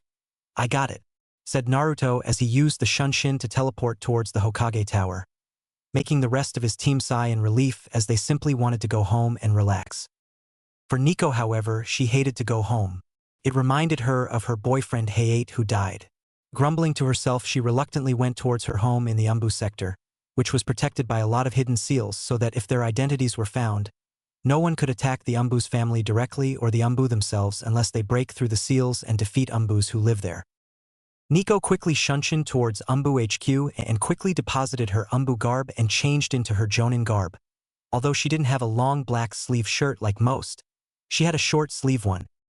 Shining once again, she reappeared in front of her home. She went to unlock the door only to find that it was already unlocked, narrowing her eyes. The Nico Anbu slowly opened her door, only to jump in shock as 4 people sprang up behind her couch and yelled, "Surprise!" The Nico Anbu looked shocked. She had no clue that this was going to happen. Hell, one of the people who jumped up had been with her a few minutes ago.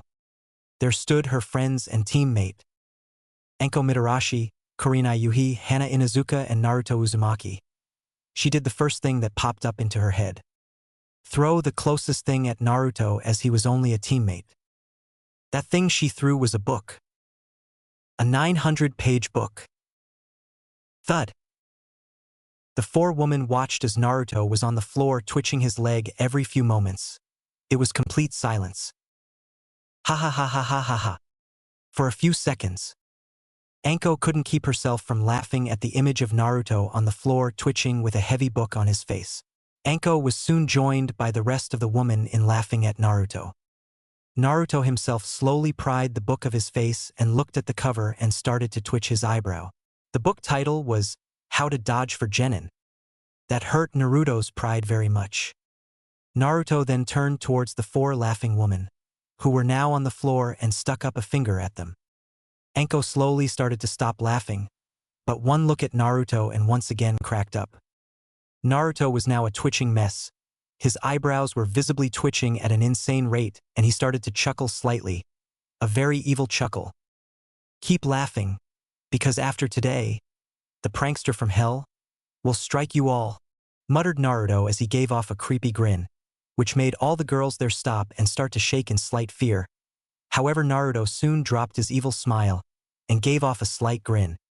Well, now, are we going to hold your party, Miss Nico? Asked Naruto as he watched the girls stand up agreeing. The Nico Anbu had no clue how this happened, but wasn't going to complain, although there was one thing bothering her. Naruto, what about the Anbu report you said you would hand in? You didn't lie, did you? Asked the woman with narrowed eye glare, which brought the other woman to glare at him too. Naruto looked at his captain like she was stupid for a bit and muttered two words. Kage, Bushin, said Naruto, which instantly made his captain calm down. Naruto then to give his captain her present, and he was sure he would get killed for it if a certain someone found out his new ability. Well, Captain, seeing how I don't know you well, I wanted to give you a present and a party. So here's my present, although it will go away in 24 hours, okay? Naruto watched as his captain nodded her head, and he slowly moved his hands together like in a pray position. The woman there watched as Naruto started to have a black energy surround him. And it terrified the woman there. It felt like death, pure death. Slowly Naruto moved his hands in front of him and created a portal. This was something he found out during his battle with the death goddess. He had a few days ago during his mission. He didn't know why, but the goddess would attack him at night at random times and always display a new technique, which he himself then tries to replicate. However, this technique was given to him by the goddess after defeating her for the 30th time. The technique allows the user to summon a soul to battle with them, but to do so the user must have a higher amount of spiritual energy, and since Chakra is made from 50% spirit energy and 50% physical energy, you would need Jinchuriki reserves to summon the higher tier of ninjas, as their energy was now complete spiritual energy until summoned. But another point of it is that if anyone is absorbed and sealed inside of the Shinigami, they are unsummonable entirely, so no Hokages to train him again. But there was the drawback of them using your physical energy to keep them in the land of the living, and because of that the user would get tired more quickly as their strength gets used up faster by the amount of people they summoned. Another downside is that once you kill them, they dispel.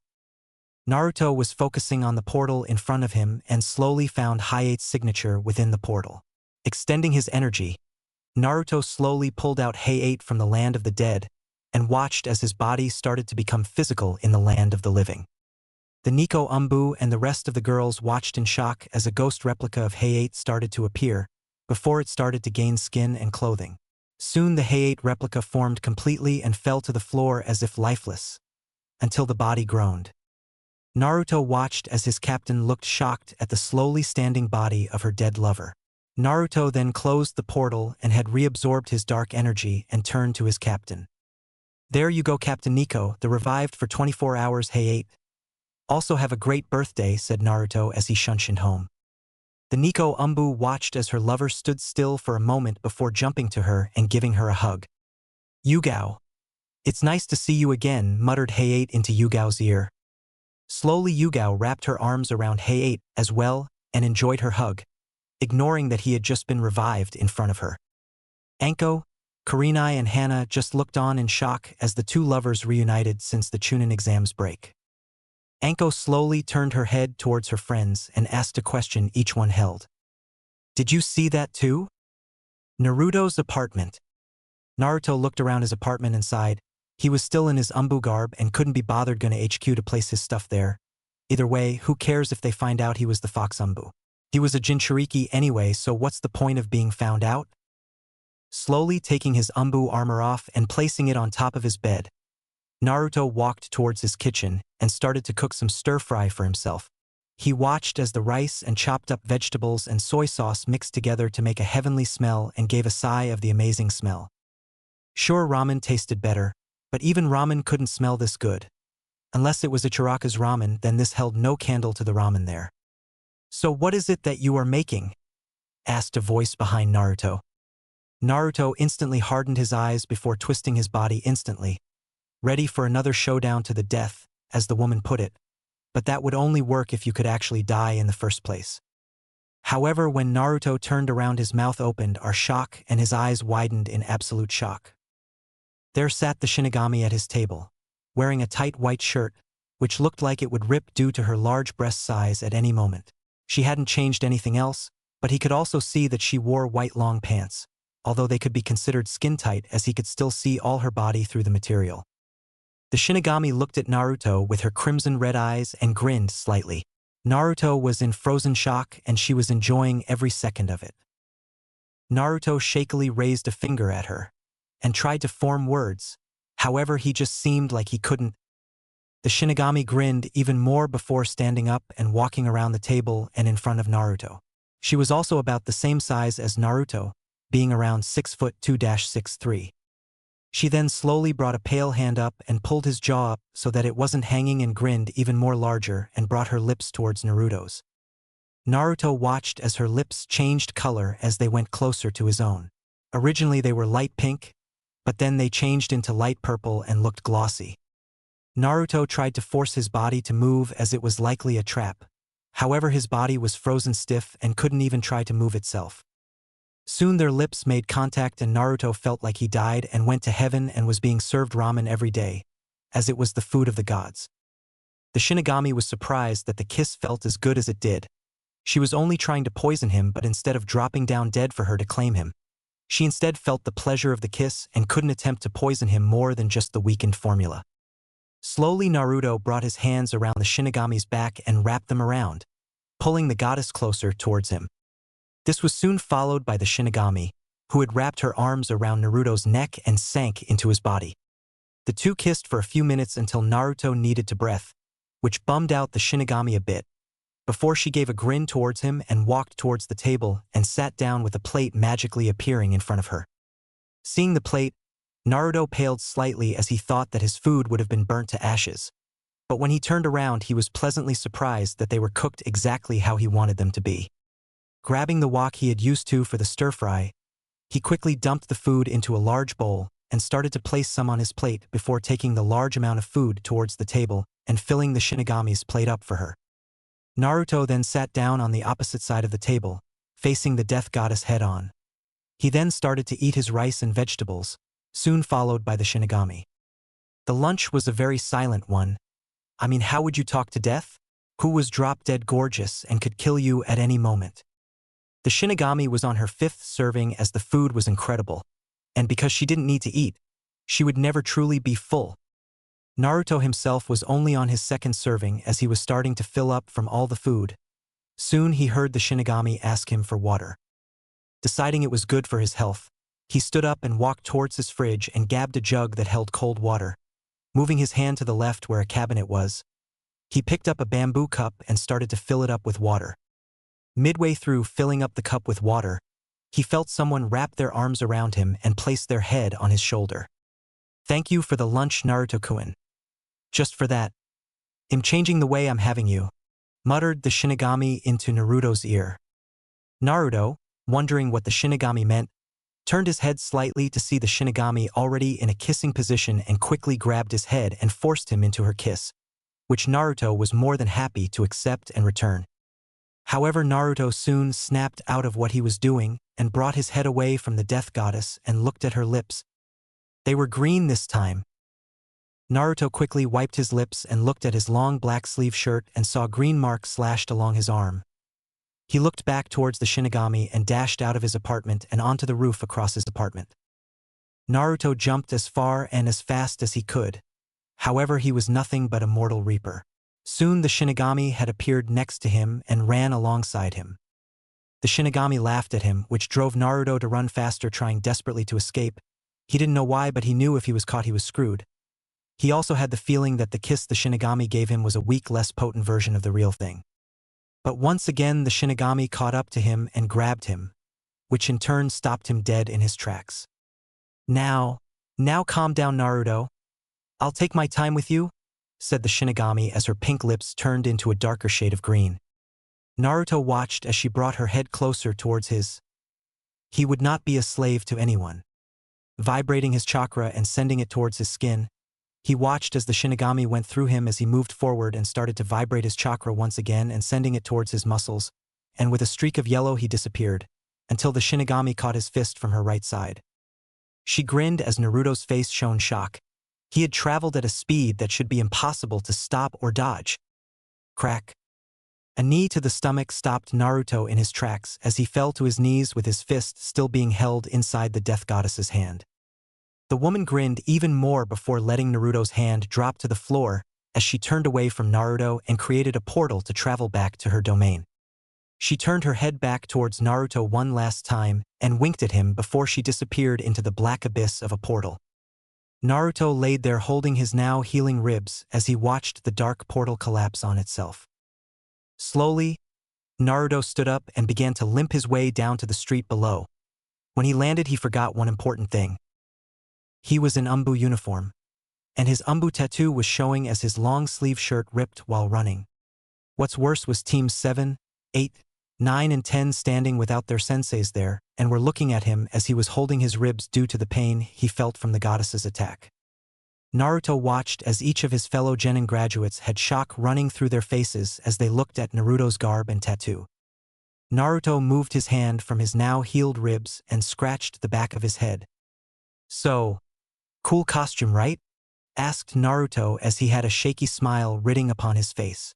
However, he then saw that both Sakura and Ino were about to open their mouths, and using his flash step, he quickly duct-taped both their mouths before they could likely scream out he was an Anbu. The other genin there were looking at Naruto in pure shock, while all except Sasuke, who was showing rage through his face as he stared at Naruto's shoulder tattoo. Suddenly Naruto's head perked up as he saw a hawk in the air and brought his arm in front of his face, allowing the hawk to land. Naruto then grabbed the scroll from the large bird and gave it a small apple piece from his wrist seal. The hawk ate it happily before giving a screech and flying off towards the Hokage tower. Naruto was ignoring his old friends as he read through the scroll. However, he had noticed that Kakashi, Asuma, Kurenai and Guy had also appeared. Naruto read the scroll and sighed a bit. Tsunade wanted to run him ragged with all the missions he had been doing for the past few weeks, either to see how good he was or if it would make him quit Anbu as he was one of her last living family, as she had discovered when she went to the pictures and flicked blood on them only to find nothing there. Yet quite weird when he had to explain to her about him being related to her, although she has started to train him in chakra control since his was around high jonin control at best, and because of his Mokutan, which he hadn't told Tsunade about, he should be able to have perfect control sooner or later. However, while reading there was a second option.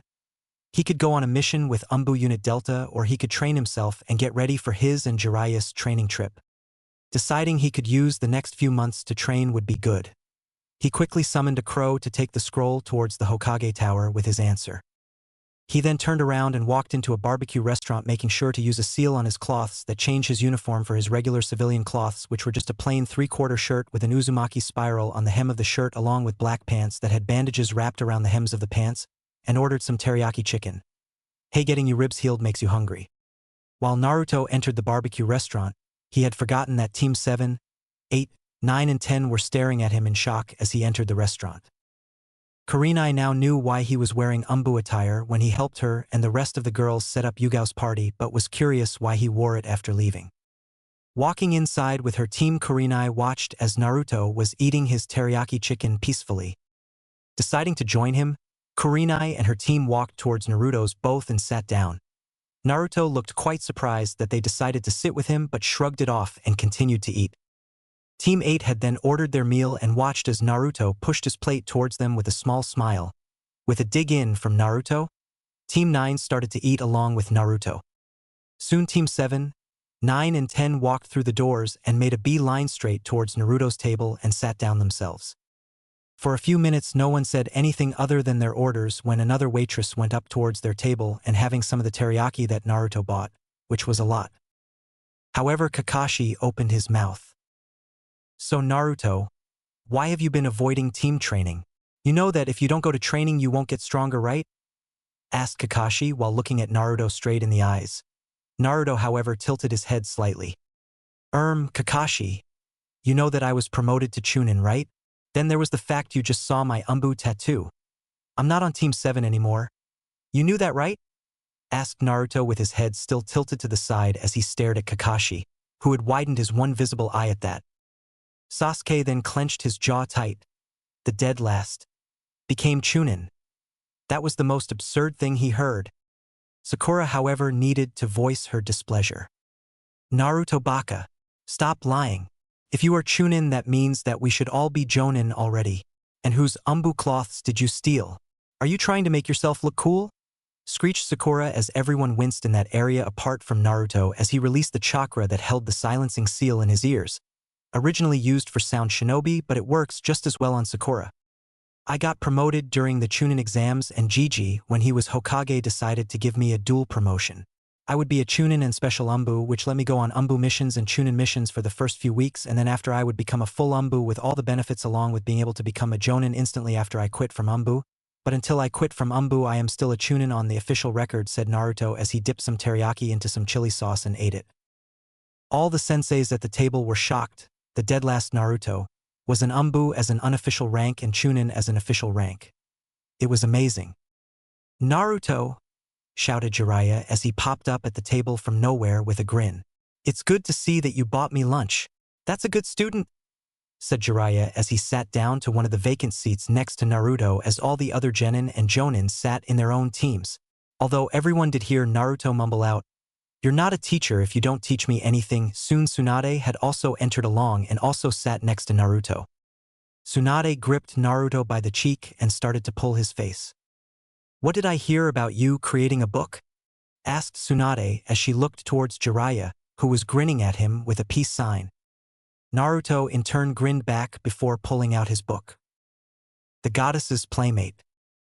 When Tsunade saw the book, she instantly let his cheek go and brought out her copy of it. If Naruto was the creator of the divine book, she was going to have him become her personal writer. After all, the plot of a mortal trying with all his might to be against a goddess who wants to take the main character for herself is actually a great plot. Where Naruto came up with the idea she had no clue. Naruto in the next 5 minutes was surrounded by many women with their own copies of his book who were pleading that he signs them. Naruto just gave a goofy grin as he signed each and every book there. When Jiraiya watched Naruto sign multiple women's books, he started to internally cry. Naruto was getting women who wanted his signature. All he got were other males. Damn that kid. After a power hour of signing multiple books, along with other things, Naruto went back to eating his teriyaki like it was a normal day. After all, this was one of the few times he has been caught out about him being that book's author. During the time Naruto was signing books, the Jonin and Genin, with the exception of Kurenai, were staring at Naruto as he signed many books in the span of an hour. How did the dead last do these things? They didn't know. That was also including Hinata, as she had no clue how Naruto became like this during the month break where she couldn't observe him during that month break. Even with her Byakugan, she couldn't see him. When Naruto sat back down, Shizen had come in and started to drag Tsunade away as she clutched onto her book, which had weirded Shizen out because her master would only hold the book like that if she ever met the author, and it probably wasn't anyone in the room. Naruto waited for his comrades to speak for a bit before he just shrugged and nodded to Jiraiya, who had nodded back. It was time for some Fuinjutsu practice using the Fuinjutsu scroll Naruto had gained. Turning back to the table, Naruto placed a large amount of money for the bill and waved to his old classmates. With that, both Naruto and Jiraiya shunshined away. Sasuke stood up and left in a fit of rage, being followed by Ino and Sakura. Soon Kiba had also stood up with rage that the dead last was so far ahead of him and left with Hinata trying to calm him down along with Shino. Following them was Lee as he decided to improve so that he could keep up with Naruto, which had also inspired his teammate Neji and Tenten along with their teacher guy. Kakashi, Asuma, Shikamaru. Choji sat there for a moment before Kakashi stood up and went to look for Sasuke.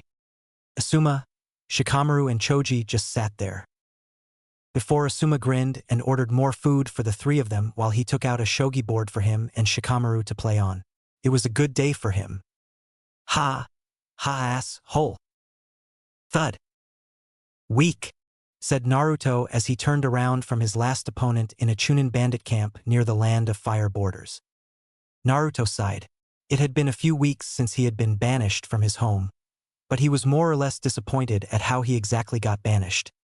Moving over towards a stone to sit on, Naruto raised his right hand up towards his face and removed his fox mask ever so slowly. Naruto had his eyes closed as he felt the texture of the Anbu mask slip past his face, taking the feel of the mask as it wiped his nose, cheek and jaw. Moving his right hand away from his face, while holding the mask in a comfortable grip, Naruto opened his eyes. They weren't cerulean blue anymore. They were red, and had 3 tomo spinning within them. Naruto looked towards the darkened sky that started to crackle above him. Feeling a presence next to him, he tilted his head to the side and saw a 15-year-old girl that had brown long hair that was kept in 2 pigtails along with green eyes and a small mouth. She was wearing nothing but a very big blue shirt and bulky pants. Naruto then nodded towards the girl, who nodded back and poofed into smoke. Naruto's red eyes slowly changed back to their original color as his eyes lost focus as he was going through the memories of his clone. Naruto watched as his clone infiltrated the Chunin camp as a slave and had freed all the slaves within the camp prior to his arrival 15 minutes ago. He was lucky that his clone hadn't been attacked or raped, or this operation would have been a complete failure and would have costed a lot of innocent people's lives. Naruto once again looked up towards the sky as it started to rain on him at a fast pace. It felt like the day he was banished. Flashback. Naruto Uzumaki was on his way back from a mission in the Land of Sand. He had been tasked with a solo mission of destroying some IWA nin that had started to spread across Suna's borders and parts of the Land of Fires. The reason why Suna hadn't pushed the IWA forces back away from them was because of the likely new alliance that both IWA and Suna had worked out since the Konoha invasion. So, Konoha, not wanting any chances, had requested Naruto take out all IWA nin surrounding the Fire Country along with Wind Country, as it was somewhat easy for Suna to cross into Fire Country. Walking through the large forest that Fire Country had, Naruto was whistling a merry tune until he heard an explosion nearby. Boom! Boom! Boom! Snapping his head towards the sound, Naruto dashed towards it while slipping his fox mask back on his face. Boom! Boom! Boom! Naruto could feel the vibrations through the soles of his sandals. He could feel the wind smashing against it. He could also hear the screams of determination run through the battle ahead of him. Naruto watched as 2 statues appeared. He knew what these statues were.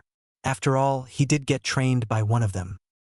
Jumping to the edge of the Valley of the End, he looked down to see Sasuke Uchiha, or what looked like him, stabbing Lee through the chest with a chidori. Naruto widened his eyes as he watched Sasuke brutally rip his arm from Lee's body. Naruto tensed his muscles as he threw himself at Sasuke's and Lee's direction. Slayam. The ground under Naruto cracks in a perfect circle in a diameter of 2 meters. Naruto looked towards Lee and quickly grabbed his body and moved him towards the 2 statues' feet.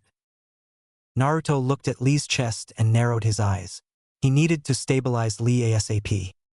Sending chakra towards his hands, Naruto was about to place his hands on Lee's ripped open right chest. However, the Uchiha Avenger needed attention. Dobe, muttered Sasuke as he started to prepare a chidori in his left hand as he stood a few meters away from Naruto and Lee's prone body. Naruto ignored Sasuke as he placed his hands on top of Lee's open chest and moved his chakra into forcefully splitting Lee's cells to reproduce and regenerate all damaged tissue cells and organs. Sasuke watched as Naruto ignored him, and that ticked him off. He was Sasuke Uchiha and Naruto was ignoring him? This will not do. Sasuke dashed at Naruto using his new speed of mid-Chunin speeds. Throwing his left lightning-covered hand forward, Sasuke expected to feel his hand push through Naruto's chest and back out. Instead, he felt nothing but air. Naruto sat there in the exact same position as he was healing Lee while maintaining his intangibility jutsu. He could feel his chakra draining stupidly fast as he was not only making himself intangible but also Lee, while he was also healing Lee with an advanced medical technique. Naruto could see through the bottom of his eyes Sasuke's fists fly through his chest and stomach. He then noticed Sasuke jump back and start sending fireballs at him and Lee. At this rate he would be able to stabilize Lee, but run out of chakra and risk both him and Lee getting another lightning-covered fist through the chest or somewhere worse. Naruto closed his eyes in concentration. He had never attempted this before, but he needed it to work. Kagebushin no Jutsu. Soon 3 seal-less clones appeared around Naruto, each holding 1/4 of Naruto's entire chakra reserves. Naruto started to sweat before deactivating his intangibility jutsu. Nodding to his clones, he watched as they took over and begun to help Lee's body regenerate. Naruto turned his body to face Sasuke's. He had only around Jonin-level chakra reserves, and that was pushing it, although with his currently low reserves he has almost perfect control. His lessons with Tsunade were doing wonders. Sasuke stood glaring at Naruto with his Sharingan eyes. He could feel them feeding off his chakra the longer he was sending them his chakra. He watched as Naruto's used to be reserves flowed smoothly through his body and not like a raging tsunami or hurricane. Then he looked at his own reserves. Fighting with Lee for the last hour or two had wasted half of his max reserves. He was stuck at high Chunin if he had to guess. But that wasn't counting his curse seal power. Looking towards Lee's body, he chuckled slightly out loud, something which Naruto picked up on. Raising an eyebrow, Naruto questioned Sasuke about why he was laughing. His answer? That fool thought that I would surrender, so when I pretended to he went to help me up, and then I shoved a Chidori through his chest, said Sasuke as he was still cracking up over the easy win. Naruto moved his head slightly to look at Lee and mentally nodded to himself that Lee would think that if someone surrendered they would go quietly. Although that didn't stop him from feeling sorry for the spandex-wearing teen. Naruto looked right back towards Sasuke, before dashing forwards and smashing his right fist into Sasuke's undercarriage, which threw Sasuke up slightly into the air. Naruto then followed up with a handstand heel kick to the jaw, sending Sasuke up higher into the air. Naruto then caught Sasuke's left ankle and brought him down with enough force to shatter the ground in front of him. Letting go of Sasuke's left ankle, Naruto returned back to Lee and started to heal him with the rest of his clones.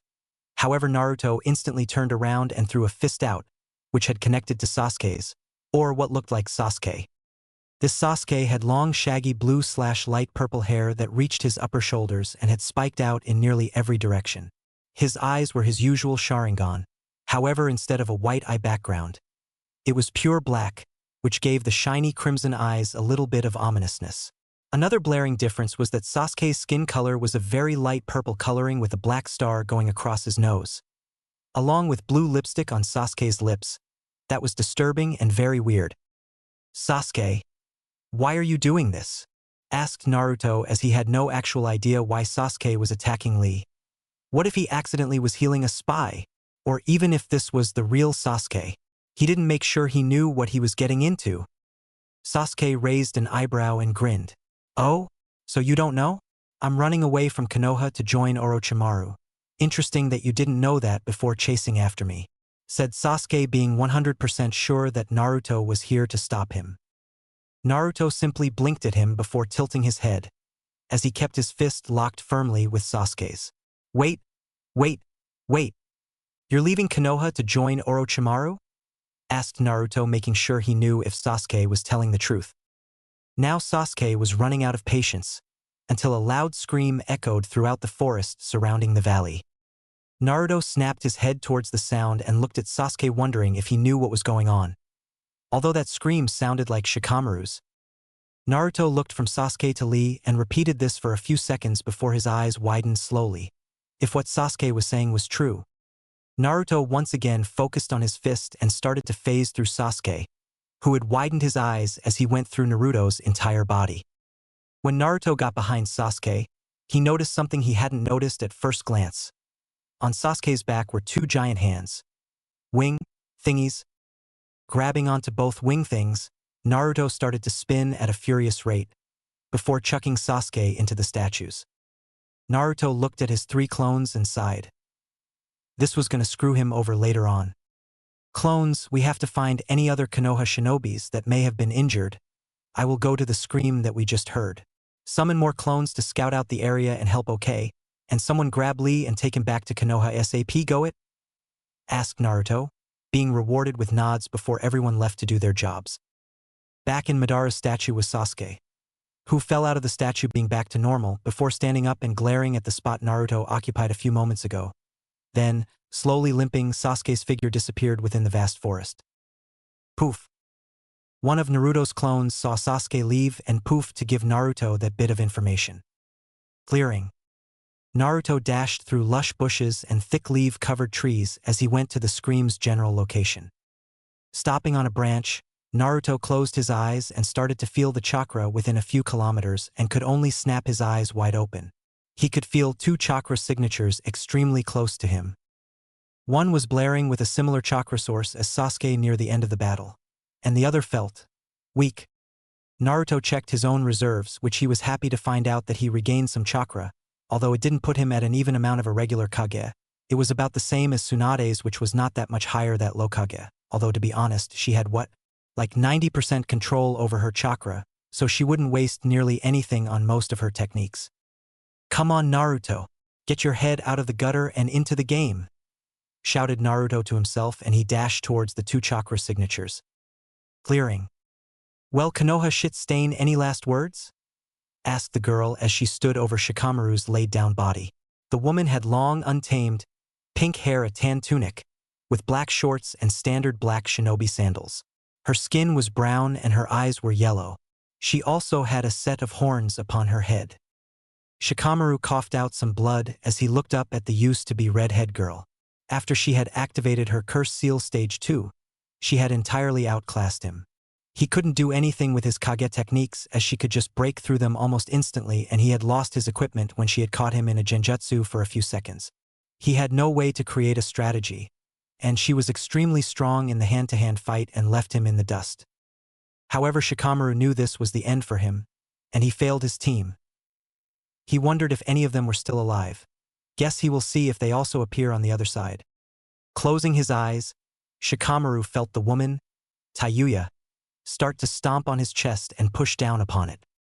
Tayuya watched as the idiot under her foot looked defeated and destroyed. She always felt good after defeating an opponent and making them give up. Tayuya saw her foot dig deeper and deeper into the Nara below her foot and grinned sadistically as she put more pressure into her foot. Snap! There goes one of his ribs, thought Tayuya as she lifted her foot up slightly, ready to smash it through the kid beneath her. Too bad all she saw next was darkness. Thud! Tayuya's body fell forward, landing right next to Shikamaru as she was knocked out. Standing where Tayuya previously stood was none other than Naruto Uzumaki, the fox Anbu of Konoha. Phew, that's all of them. However, it seems that my clones killed the other sound shinobi. Guess we will have to make do with Miss Red over here, said Naruto to him as he lowered himself down and grabbed both Tayuya and Shikamaru and disappeared towards Konoha. Flashback end. We find Naruto now walking through the rain, the droplets hitting Naruto's blonde hair and shoulders as he walked through the rain. He listened to every squelch his sandals made as he walked through the soaked pathway.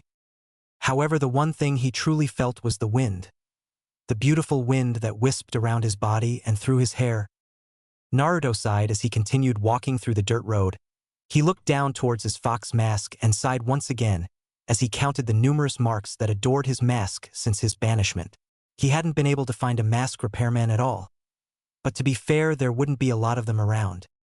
Naruto closed his eyes and started to see every living thing around him for miles. He could even see land formations when he started to absorb some natural energy. Feeling the areas around, Naruto locked a location in and disappeared with a flash step. Wide open clearing. With a flash, Naruto was standing in the middle of a large clearing just like his one back in Konoha. He smiled a bit as he remembered all the good times he had in that secret home of his. Moving his hands into a prayer-like fashion, Naruto sent chakra into his body and let out a relaxed breath of air. Wood release. 4-pillar house technique. Soon, a tall and spacious house made of wood appeared. It had grown into a large 2-story house that also had a large wooden wall around the entire clearing. Giving the house some extra cover at it blocked the house from anyone outside of the walls.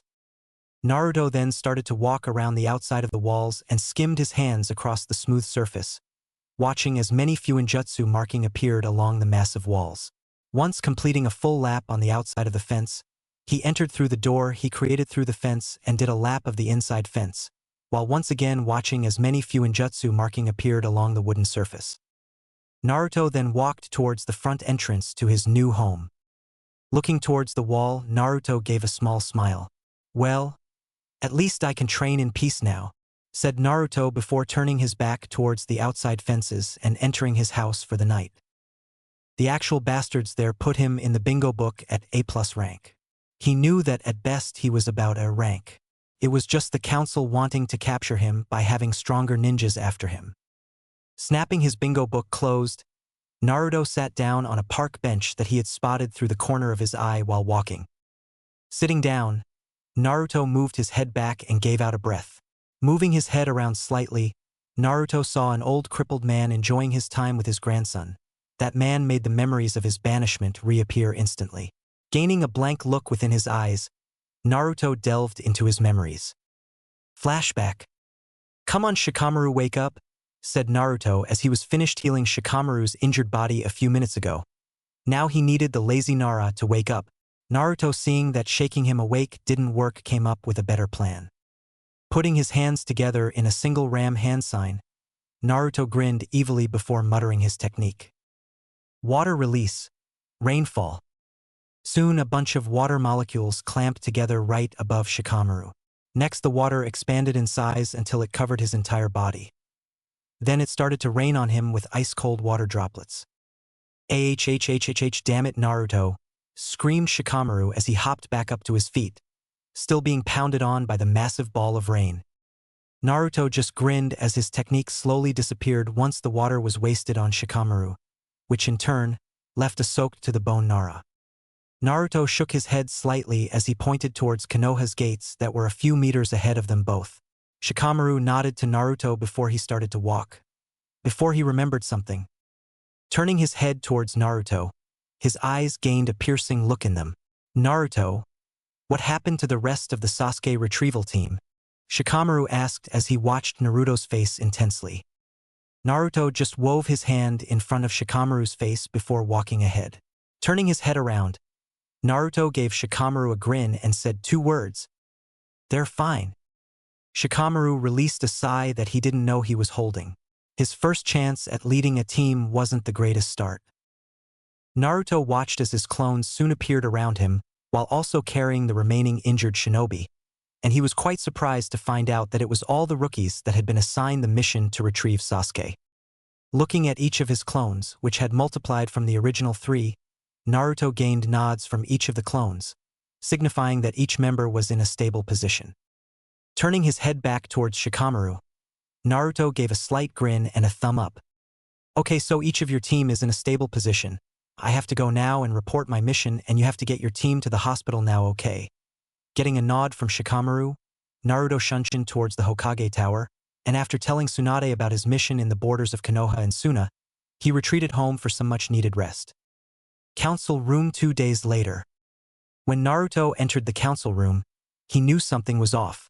Maybe it was the fact that only one other man was in the room, or the fact that he could sense others hiding outside of the room doors. The man in front of him was Danzo, one of the 4 elders of the village. It used to be 3 elders until the Jiji had retired the position of Hokage to Tsunade a few weeks ago. Looking at the man in front of him, Naruto could see that he wanted something. What he wanted was a mystery. However, Naruto knew that he would find out shortly. Danzo narrowed his single eye as he walked closer towards Naruto. He gripped his cane loosely as he walked towards his target. If he could know when he did pull his mission off, he will be the next Hokage, and then he could protect the village how it should be protected instead of Hiruzen's and Tsunade's beliefs. Looking towards Naruto once again, Danzo spoke in an even tone, making sure to be as clear as possible.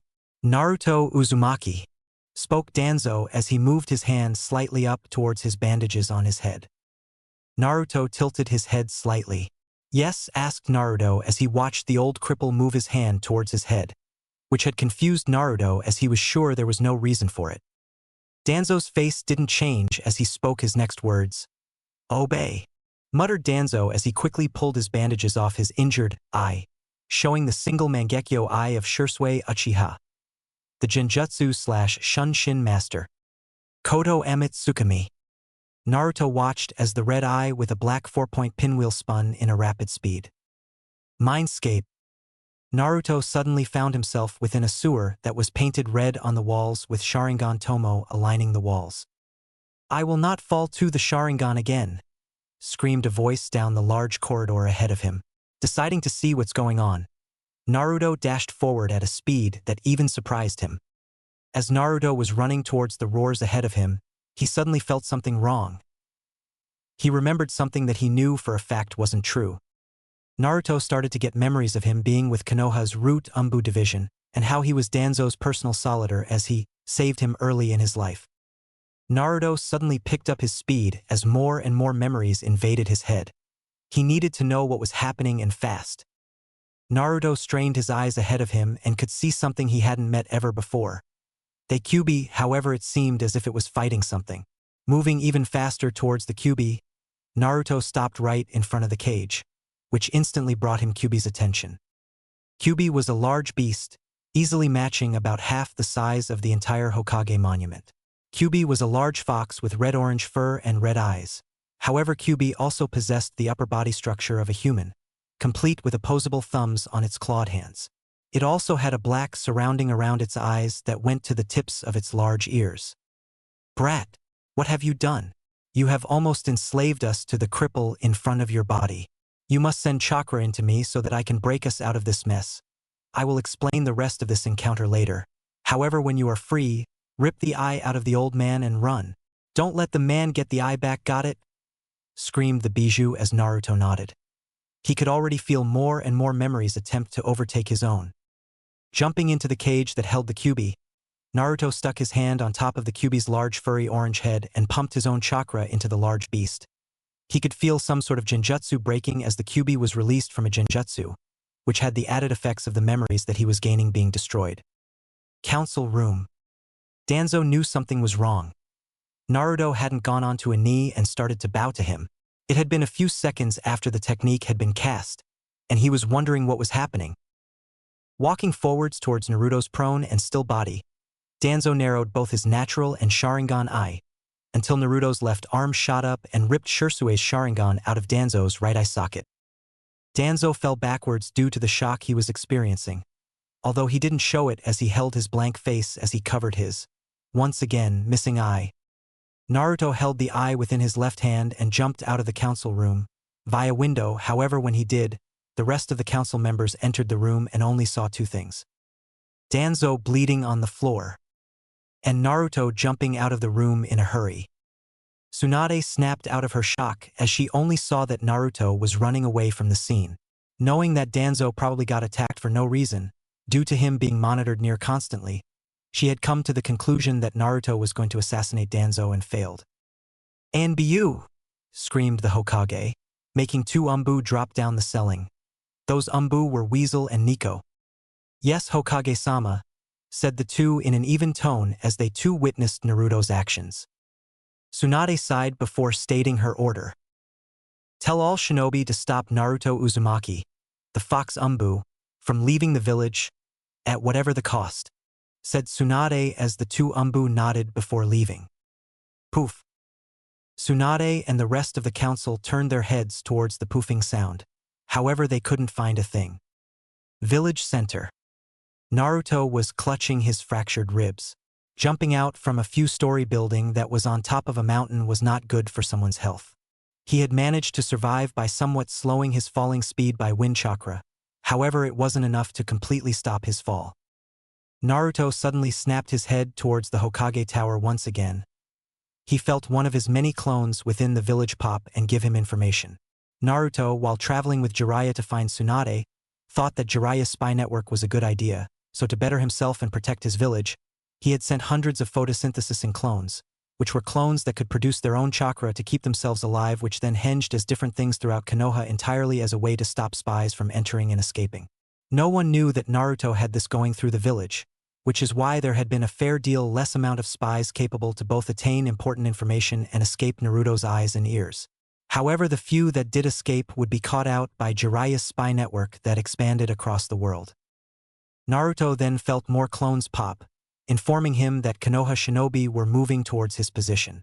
He could feel his chakra reserves being under a regular Chunin and knew that his speed and intangibility techniques were off the table.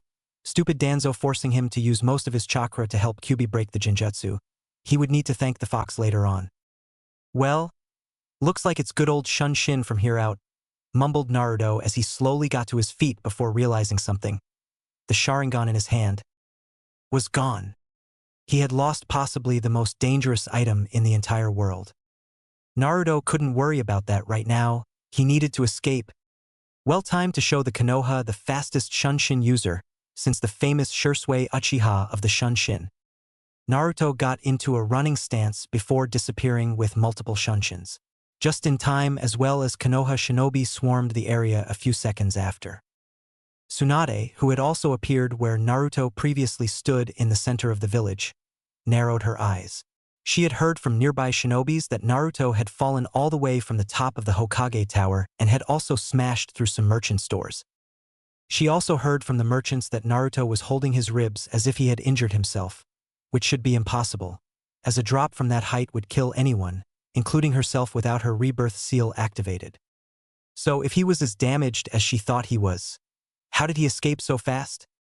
Tsunade instantly knew what was required to do now. Turning towards Anbu Nico, she gave her final order regarding Naruto Uzumaki. Place Naruto Uzumaki, the fox Anbu, in the bingo book. We need our Jinchuriki back. Poof. Flashback end. Naruto regained his focus and stood up. It had been over 2 hours since he had been lost in his memories. Naruto then felt a tingle on his left hip and instantly knew what that meant. Seems that his clones were finished with his request. Walking away from the lush and shining park, Naruto walked past many civilians and houses that were based on the traditional Japanese-style housing and coloring. Taking a turn to the left, Naruto walked into an alleyway before disappearing without a trace of his being left behind. "Where is he?" screamed a voice as he moved his head violently towards the left and right. This man was a simple-looking man, shaggy black hair, brown eyes, strong jawline and small nose. He stood at the height of 6 feet 1 inch and was wearing a simple Konoha Chunin getup. The man in question had happened to stumble upon the Fox Ninja, as people now dubbed the only Fox Anbu operative in over 20 years. He and his squad had tried to capture the Fox Ninja as best as they could. However, they had been slaughtered. His team had bitten off more than they could chew and he was now desperate to escape.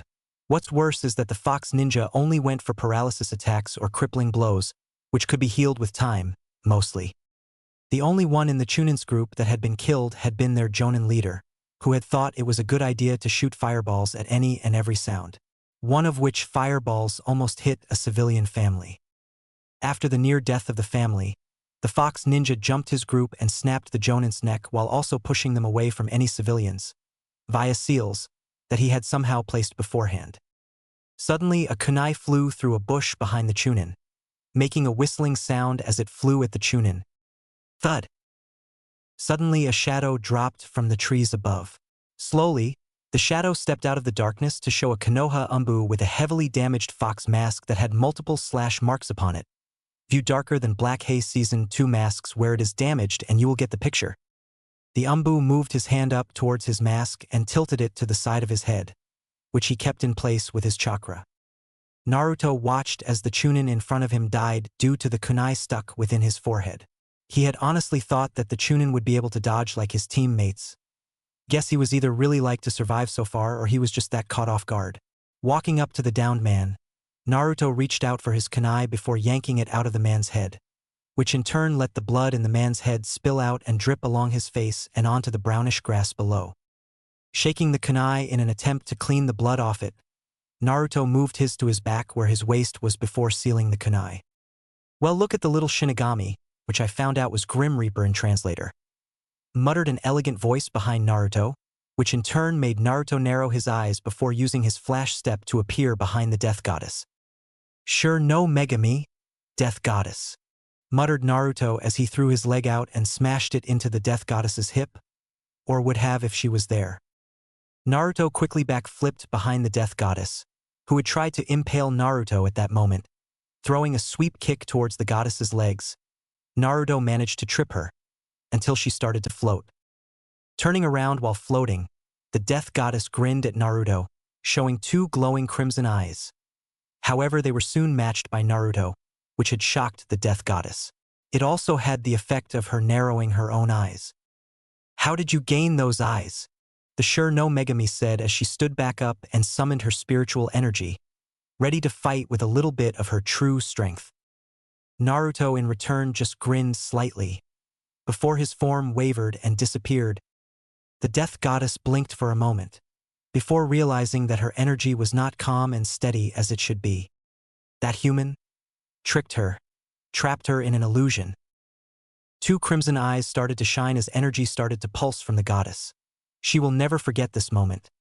If her sisters found out she had been caught in an illusion by a mere human, she would be the laughingstock of every god and goddess alive. The death goddess flared a bit of her power up towards the sky. She was going to hunt the human, Naruto Uzumaki, down and beat him to a bloody pulp, then do it to his spirit. But not now. After he is at his peak in 3 years, she will fight him. With that, the Shinigami disappeared in a black portal. With Naruto. Naruto was walking towards his home. He had trapped the sure no Megami in a genjutsu that had warped her thought of time and placement.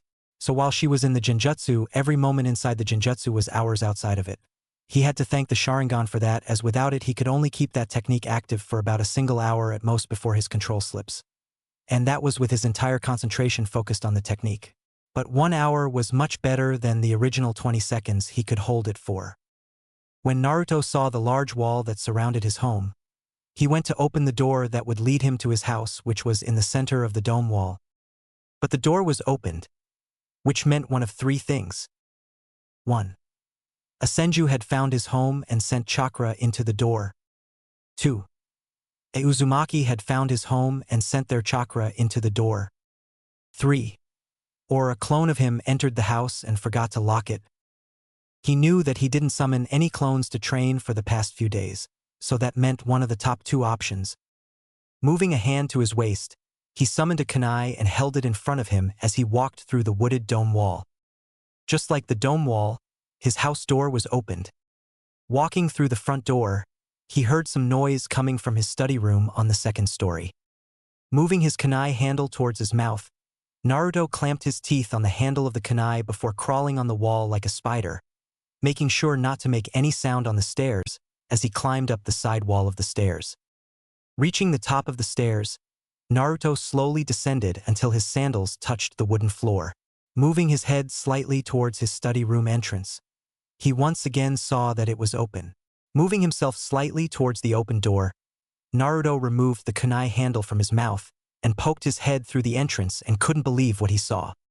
There was a redhead girl reading his Fuinjutsu books, and she looked like she was studying from it. Wait, was that a notebook? Walking into the room, he made sure to go behind the girl before grinning slightly. Now, normally when you enter a ninja's house, the first thing a ninja would do was kill you without a second thought. But if the person somehow got through chakra seals, that must mean that they had chakra that was somewhat similar to yours, i.e. clan chakra and all. Moving his hand down to her shoulder and with the most casual voice he could do, he spoke a few words that scared the living shit out of the girl at his desk. So, watch a reading there?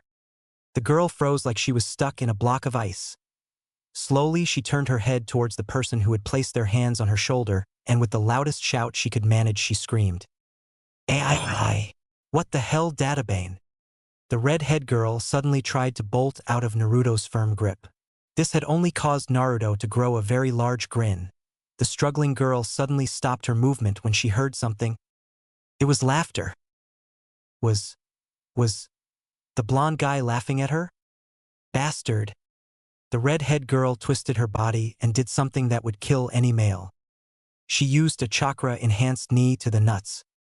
Now Naruto was no normal man. He could survive drops from the Hokage monument and still be alive and kicking. But this hurt more than every injury he had ever sustained. Naruto's eye was twitching as he felt the destroyed family jewels heal themselves to be stronger than before, something he would have rather not feel.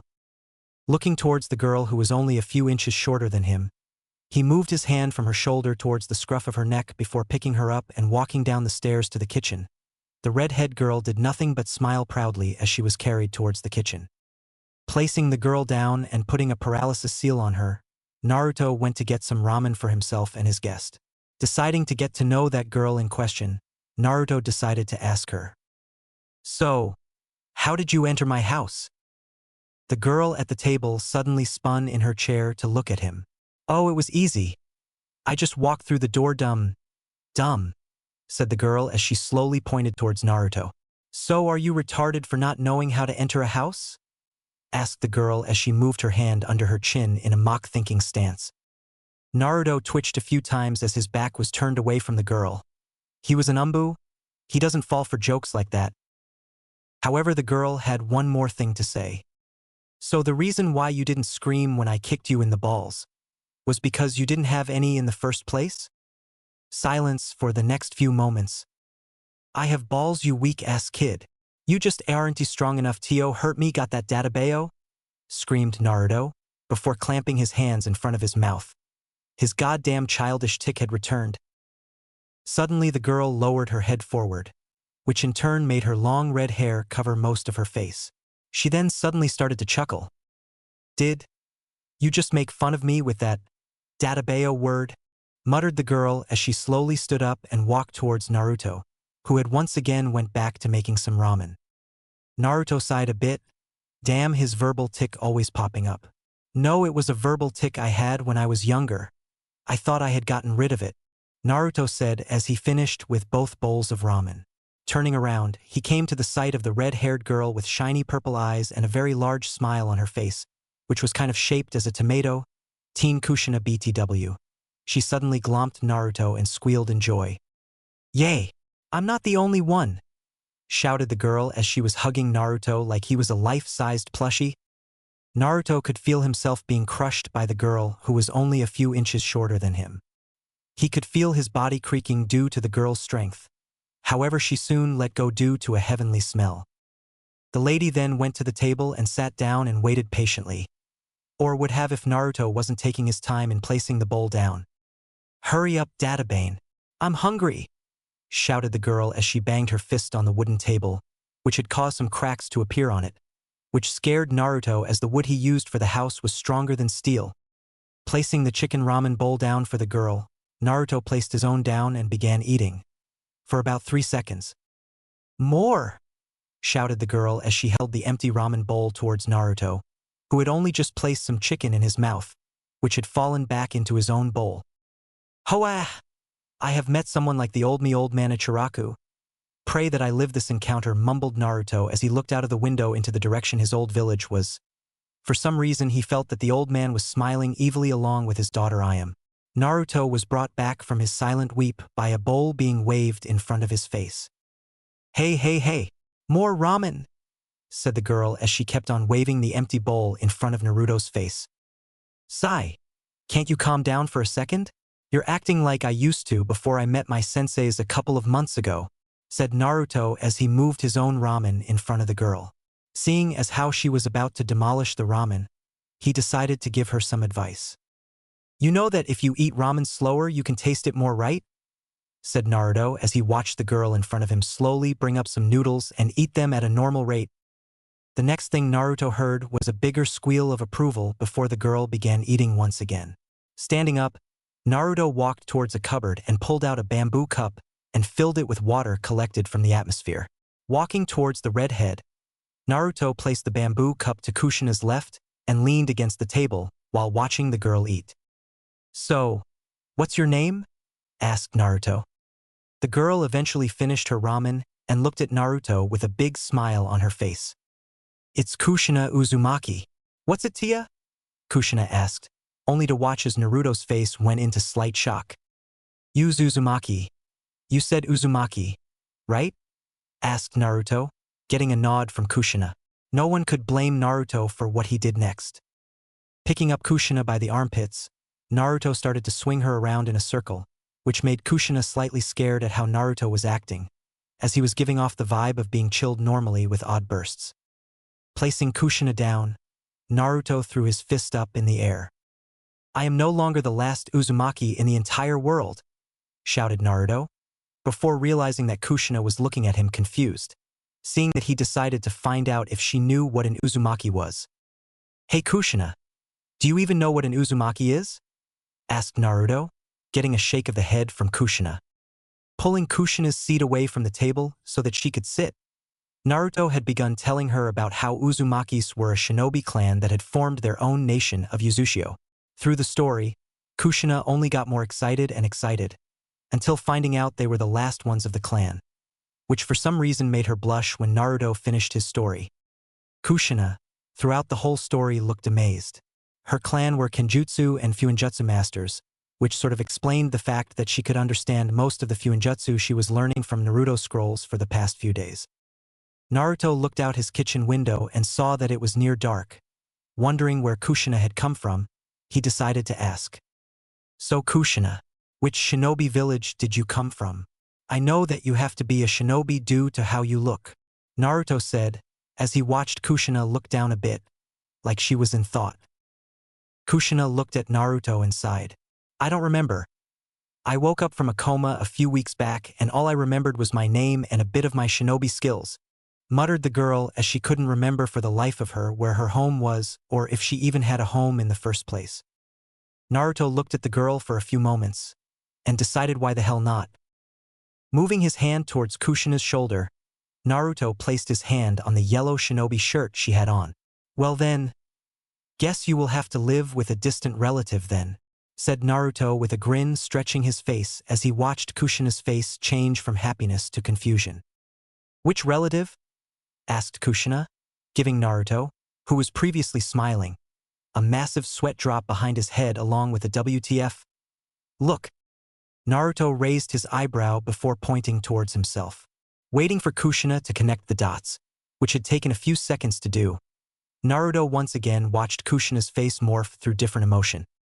"Why?" Naruto looked at Kushina as she held her head down, which made her hair cover most of her face and eyes. Smiling a bit, Naruto moved some of Kushina's long red hair from her face and placed it around her ear. "Because I won't ever let anyone in my family suffer. And besides, who better to teach and learn Fuinjutsu with than another clan member?" Kushina snapped her head up, showing the tears that she had been hiding from Naruto since a few seconds ago. Naruto just gave a pure-hearted smile before wiping the tears that were slowly going down Kushina's face. Turning around, Naruto started to walk towards the stairs, before stopping at the door and turning his head towards Kushina, showing a large smile with his blue eyes shining. "Well, you coming or not?" asked Naruto, watching as Kushina dashed off her chair and passed him towards the study room. Shaking his head, Naruto smiled. Looks like he wasn't the last Uzumaki anymore. Following Kushina's lead, Naruto walked calmly up the stairs and into the study.